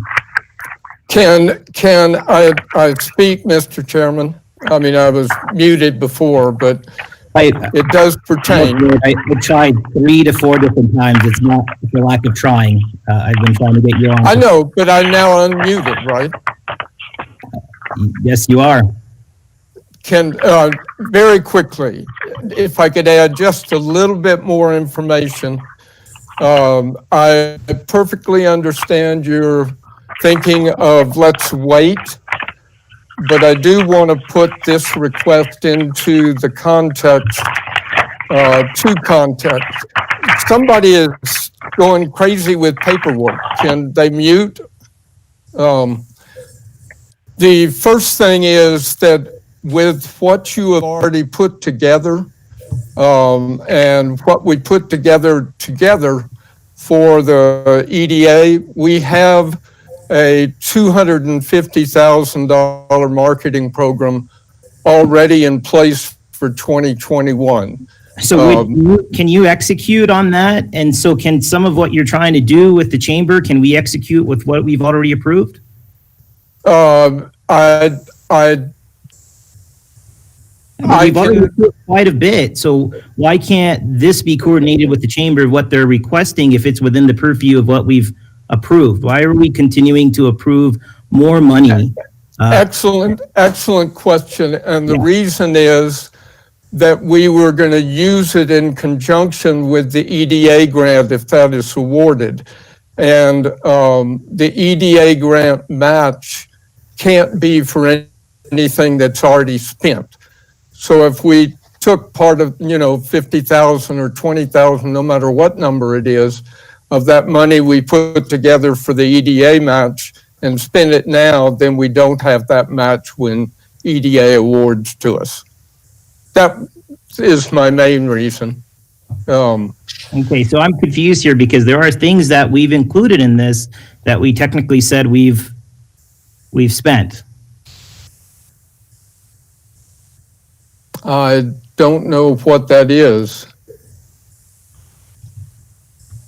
I feel the same way. I mean, that's kind of confused. It seems like some things are overlapped or they've been kind of missed, like moved around or changed, and there's not been really an update on it. Okay, so. all right. Well, let me. Let me speak a minute, Wade. So what he's saying is we've allocated the $63,000. We have not contracted any of that money out yet. So, and that's been one of the delays why we haven't been in a hurry to put the contract out there, because part of the EDA, we don't want to spend the money before EDA says, all right, we're going to give you so many dollars, or how are they going to award this thing? Once they award it, then we can start working on all the contracts and everything after that. So that's pretty much it. We have put some monies in there that we know are going to be spent, and they have been spent. And of course, that's reduced, like some of our billboard advertising and stuff like that. But the monies that haven't been allocated is fine. We can still count those towards the EDA grant. So we should be hearing, hopefully within the next, I don't know, Wade, what they say, within 30 days, I would think. I think it's 60 days is all they promised, but. Okay. So, I mean, look, I think it behooves us to see what is happening with this and what we've approved, so we have a better plan of what we're going to do moving forward. So is there any other discussion on this item, then I can entertain a motion and we can vote.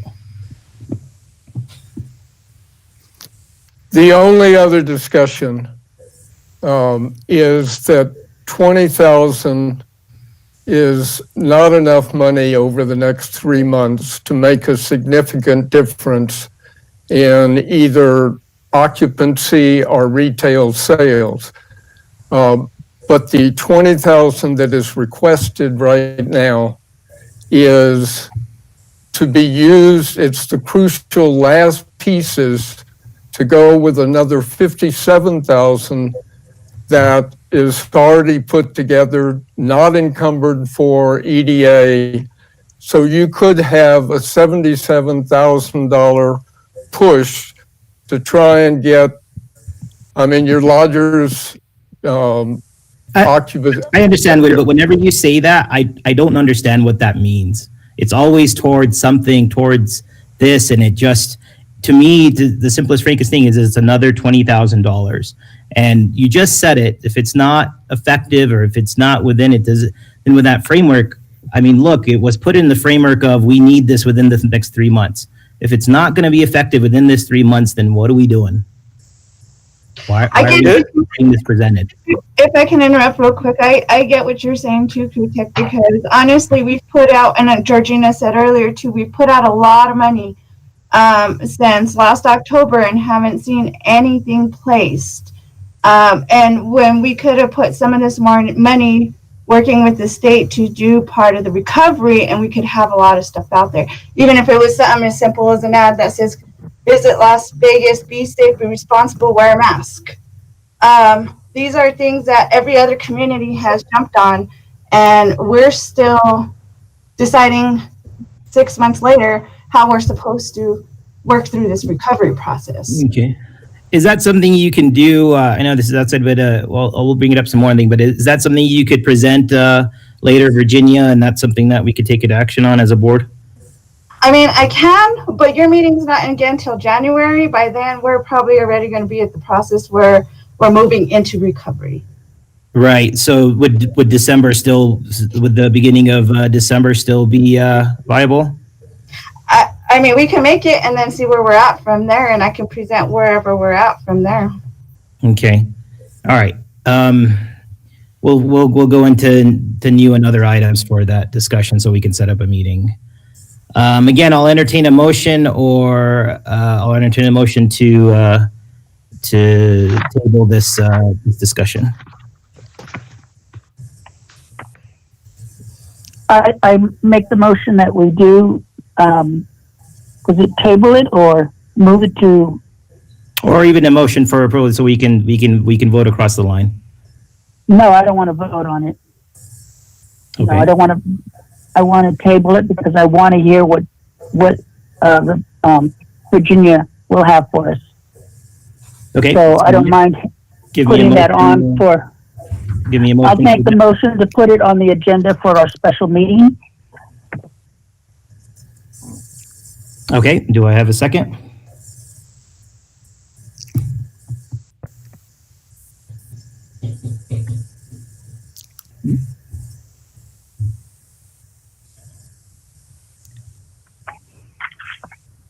Do I have a second?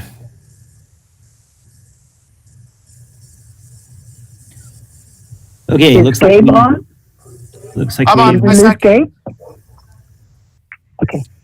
okay. Got a first and a second, roll call. Georgina Ortega on here, Yes. and Gabriel Garcia, Yes. and Krutik Bhakta. Okay, so motion passes, so we're moving forward. Yes, Bill. All right, so we're into discussion items and project updates. Yeah. Mm-hmm. Yeah, I'll take a look at it. I haven't got everybody's feedback yet.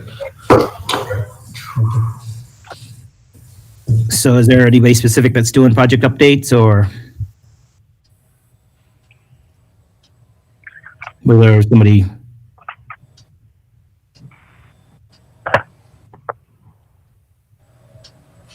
So project updates, does anybody have anything for project updates?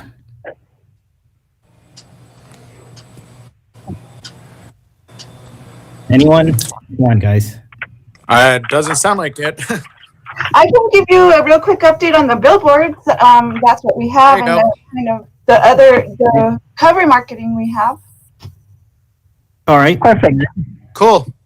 Okay, so as you guys know, I've been working with the state a lot. So we have a lot of stuff going out as far as certifications and things like that.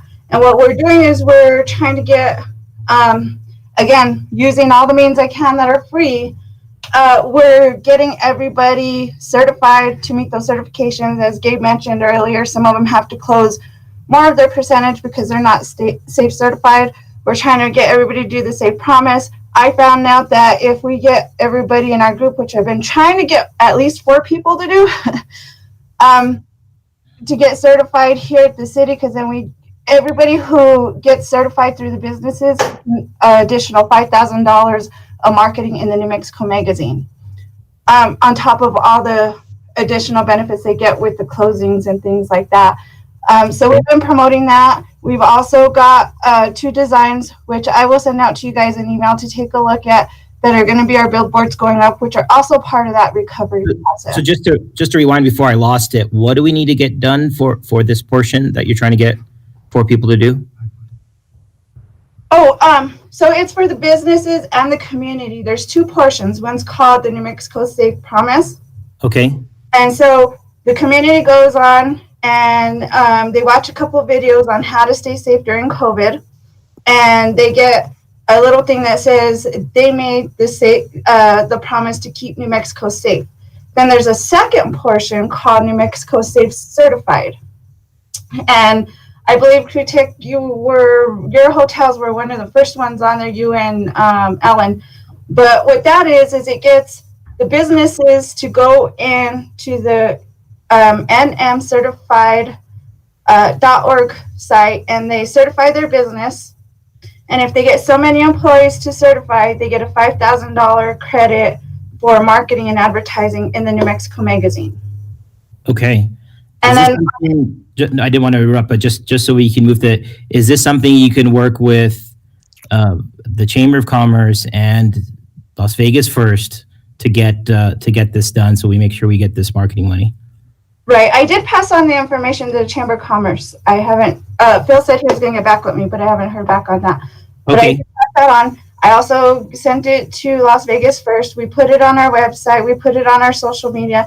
And we also put, just like everybody else is doing, a little COVID safe information guide on our website, on our Visit Las Vegas, where they could go in and they can get updated. I didn't update it today, but they could get updated details on the COVID information as well. Okay. Yeah, if you can provide updates, even emails, so this doesn't fall through the cracks. I mean, like to see that our businesses are taking advantage of this opportunity. So this is something that our organizations in town can help implement and make sure that our businesses are taking advantage of it.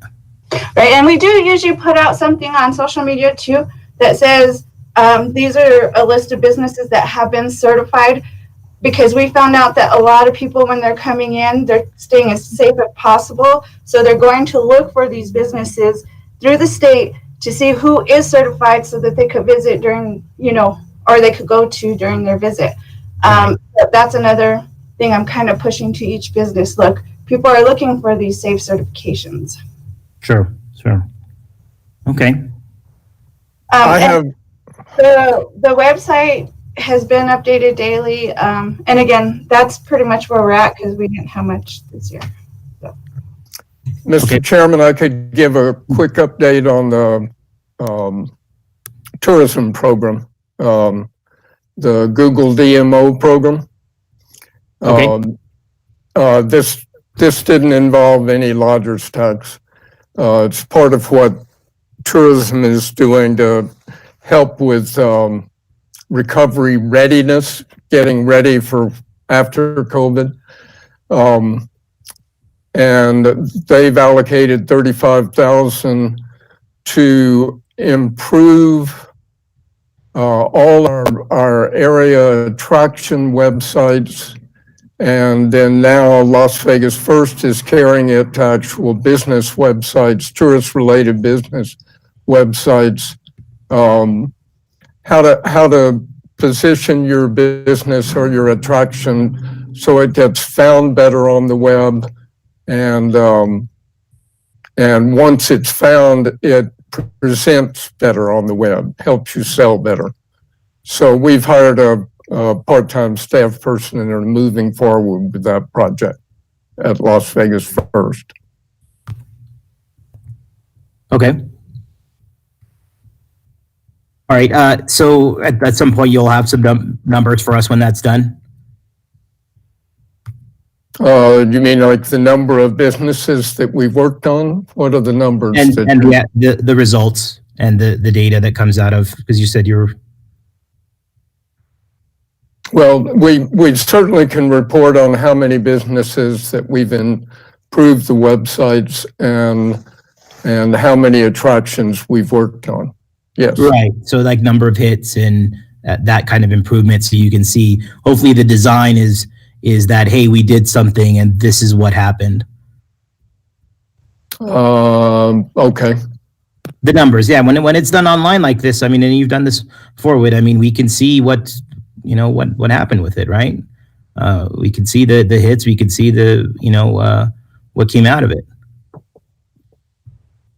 Okay. All right. There's no other project updates. We already did marketing plan and design for City of Las Vegas. So we're moving on, and then set up dates for new proposal.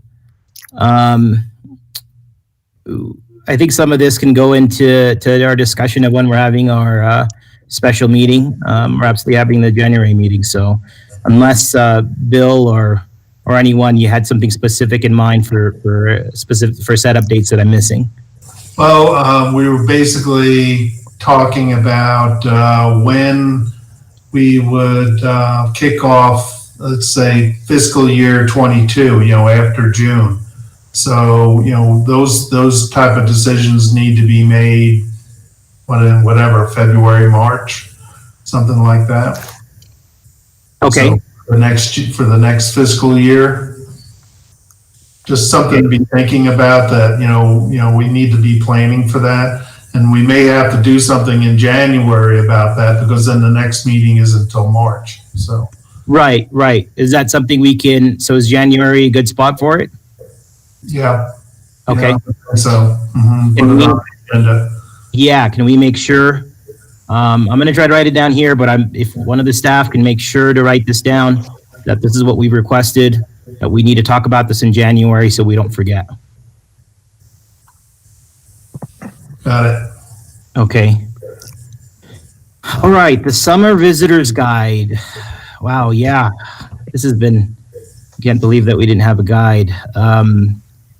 That's been a rough year. So is this the guide that we've postponed and we're going to try to do something for the summer? Yes. Okay. And it probably, could be one of these things we just set aside and discuss it with whoever we pick for marketing. Okay. So, our stance would be, this is what we need to discuss. So, would we like to put it up for RFP, or are we entertaining an updated presentation to who we already had awarded it to last year? We're looking into it because it was mentioned to me and I wasn't aware of it, that City Council had suggested that we go out for RFP, and I don't know if it was a suggestion or it was a direction. And so Chuck was going to look into that, but I don't think he got to it before our meeting. So okay. We're going to look into that, and we'll have a little bit more information to provide guidance. Okay, let's make sure to have, because we need to plan this out. We could do it in the next meeting, but we at least need to have the information that this is what's been directed by council, so that we can say, hey, we're putting it out for RFP. When's that date going to be? So we need that, and maybe we could have it for a special meeting we're trying to get in here before January. And I think that goes back to the original conversation on having professional services, is that any of our marketing should be going towards that. And my personal opinion, would be Highlands, to keep our money in the community and educate our students and our teachers. We could certainly put it in, but was the suggestion to combine it with our other efforts or have a separate RFP? Well, if we're going to pick somebody for marketing, why not be involved in everything? We could, and that was part of the early discussion there. We could put it out there, and I kind of said the wrong word about curriculum. We just need to make sure that that's something that could be done. So they could bid on it, but then I don't want to leave them out. Let's say that they could do the design portion. The university can do the design portion, but you can't necessarily do the rest. So I didn't want to leave the university out because they couldn't take the whole project on. Right. So anyway, I think it just end up in, we can discuss it. It could end up in the RFP. It could, we'll just see how it goes out. And we're going to have to do that, by the end of the year to be prepared. Right. So let's have it as a discussion for the visitor's guide, whether we want it to be as part of the overall plan going forward, or whether we want it separate so we can take action in it. We'll have a busy January, but we certainly need to take action on how we're going to handle that. So let's make sure to have that in the agenda for our special meeting. And we can move on to that in another business, right? Can I say something? And that helps with having maybe if we have one group of people working on our marketing, then you have it's coherent. It's in our visitors guides, it's in our TV advertising, if that's what we want to do, our digital advertising. You have the same message and the same look and feel across markets. Right. The thing is that you guys need to also decide what part, because marketing, design, all these different aspects, they're all different, and they keep getting combined into one. And so I think when you sit down and figure out the plan, figure out exactly which one of those pieces that you actually need and what you have available to you. So, I mean, even with this, if we have a plan of a design, of a framework in mind, even if another entity does it within the framework that we say that this is what we'd like, this is the criteria and this is the guidelines, and somebody else can still do it. It's kind of how New Mexico True works. New Mexico has the framework; they spell it out pretty specifically, and all of us are trying to get to do the things we need to do under that umbrella. So if that's something we could do with the city's plans, it might necessarily not be awarded to one entity. It could be, this is the framework we're doing, and everybody that we're asking, or any companies that are doing RFPs under these frameworks, needs to agree to these items as part of their individual RFPs, but it's part of an overall plan.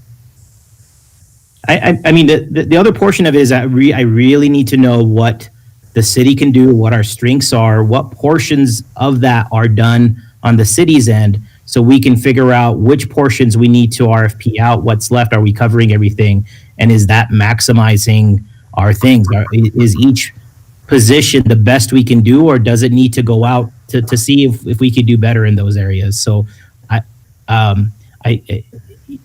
again, I mean, that presentation needs to be there. So I'm hoping staff, Virginia, Chuck, Bill, get together and say, this is what we're already doing. Is it going to work? We're doing social, we're doing this, and we're providing numbers. If that continues to work, then we can say, hey, this is not going to be part of the scope of work for the services that we're trying to go for.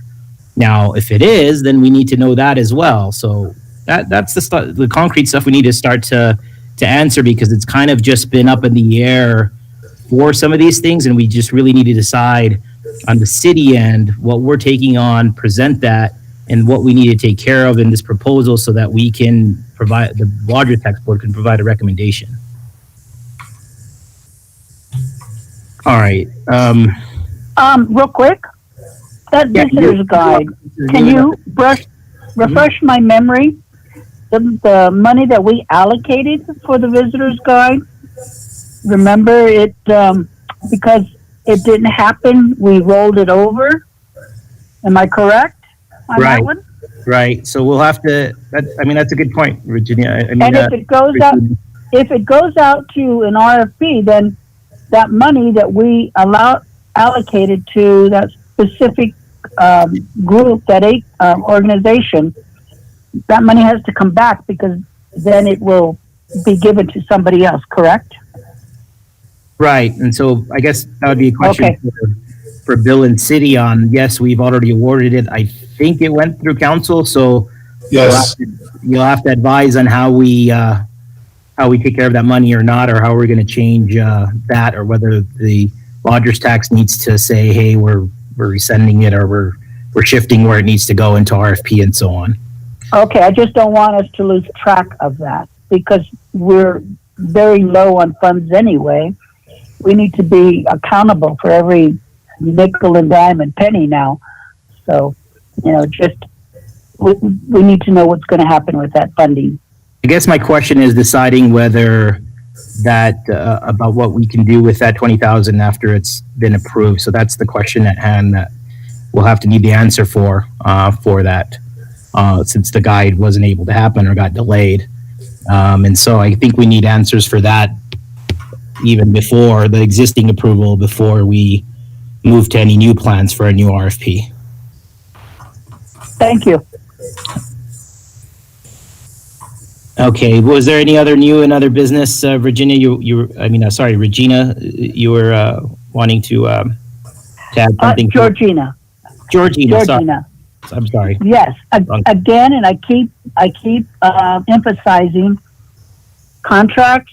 What is the timeline on that? Is it 6 months? Is it 8? What's the policy on that? Where are the MOUs? Where are the deliverables? Do we get copies of that? That's all I really would like to see, because, we did allocate money. My vote was on that recommendation. I'd like to know, what's the procedure? Where are the copies? Do we get to look at, the deliverables, budgets, and so forth? That's what, I just want to make sure that it's accountable for. So that's all I wanted under the new business there. I want to see that. Okay. It looks like, I think they're repeated. I mean, it looks like contracts are yet to be signed. So I'm guessing as soon as we're instructed that contracts are signed, that you would have that paperwork to see. But I'm guessing until they have anything signed, we're just kind of, I think we're in a position that we're just still waiting and they're figuring things out. Yeah. That's the key word I'm waiting for is that contracts are signed, and then I'm sure we'll have stuff in front of us after that. Do they take a year? Do they take a month, 6 months? You know, I understand COVID has put things behind, but I just want to make sure that we're still within the legal remedy, the realm of the legality of it, of that money being legally issued to somebody, but we don't have no official document on it. I said, 6 months, 3 months, a year, you know, that's what I want to know. It sounds like there's deadlines for the EDA. So at least for those portion of things, you would think that it'd be executed on to make sure that we get the monies for the EDA. So that's what we'll be waiting for. Okay, thank you. The billboards contract has been issued. We're already, been invoiced on that. The next one up, I think I don't know if Frank Burskins from CCHP has submitted how they were going to break down their $7,000, but that's all we're really waiting for on that one.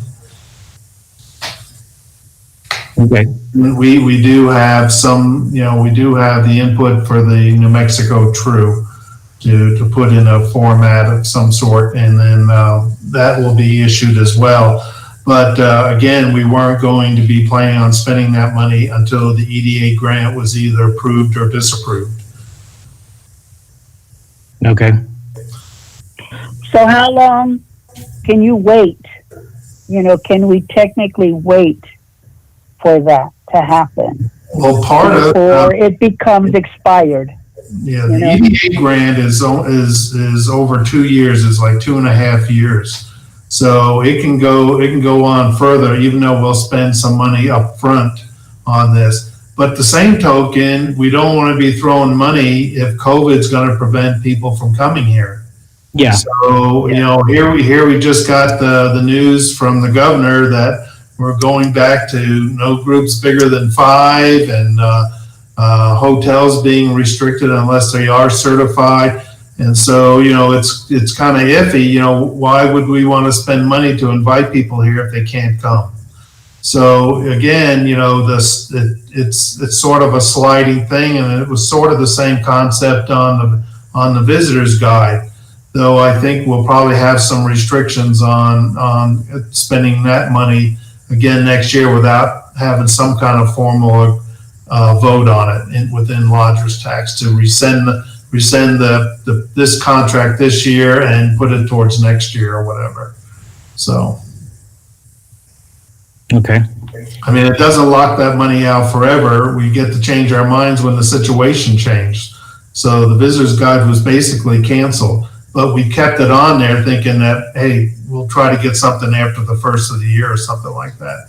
Okay. But if we're going to go into marketing, that may be the smartest thing to do versus anything else. I don't know. But that, we're going to have to decide that. I guess the biggest thing to clarify, and if it's clear, it's clear that if it got canceled, then we're open to repurpose that money or repurpose it into a visitor's guide. I just wanted to make sure, since we awarded it to a specific group, whether we're binded by that or we're canceled. And so if we're binded by it, we need to make sure that that updated thing is with the existing group or not. So that's just the question. If it's not, then we can move forward with an RFP, and that same group can follow the can apply for the RFP. There was no physical contract that was ever created. No, there is no contract. Okay. No. And they basically pulled the request. They did pull. Okay. So we'd have to re-recommend anyways then if it's pulled. I would think so. That's why I took it off. And but in the back of our minds, we're probably going to have to do something for next year if things allow it. So.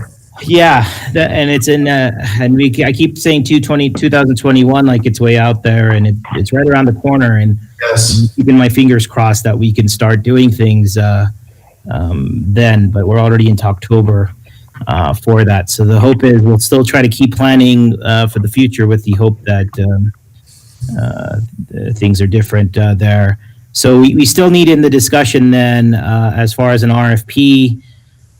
Summer's far enough out, so I think we still need to have that discussion on whether we want a separate RFP in the as far as the visitor's guide goes, or part of a bigger overall plan. So that needs to be set up for the next special meeting. So what time is enough time to do our whole work here? Today's the 13th. What time is enough time so that we provide enough time so we can have a proper discussion in December? Fleshing out an RFP, what would be in it, what's entailed in it, or having a proper discussion so we can have action items ready to go in January. So we've got the rest of October here, and then we have November. What's a good date, I mean, that the staff can settle on, or if we don't settle on it here, if you guys can give a feedback so we can establish quickly what date we'd like to return for a special meeting. Well, we'll probably end up running into Thanksgiving in some fashion, so we're either going to have to do it just right after it, like the first of December, or the end of November, or first of December, or that's what I was shooting for beforehand. You know, I have to leave it up to the team to get started and just see how it falls out, I would think.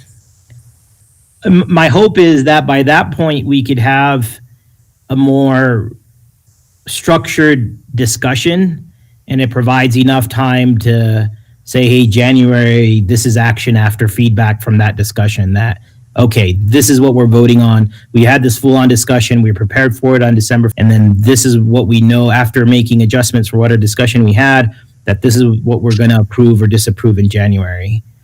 So tentatively, can we say December 1st for our special meeting? I think so.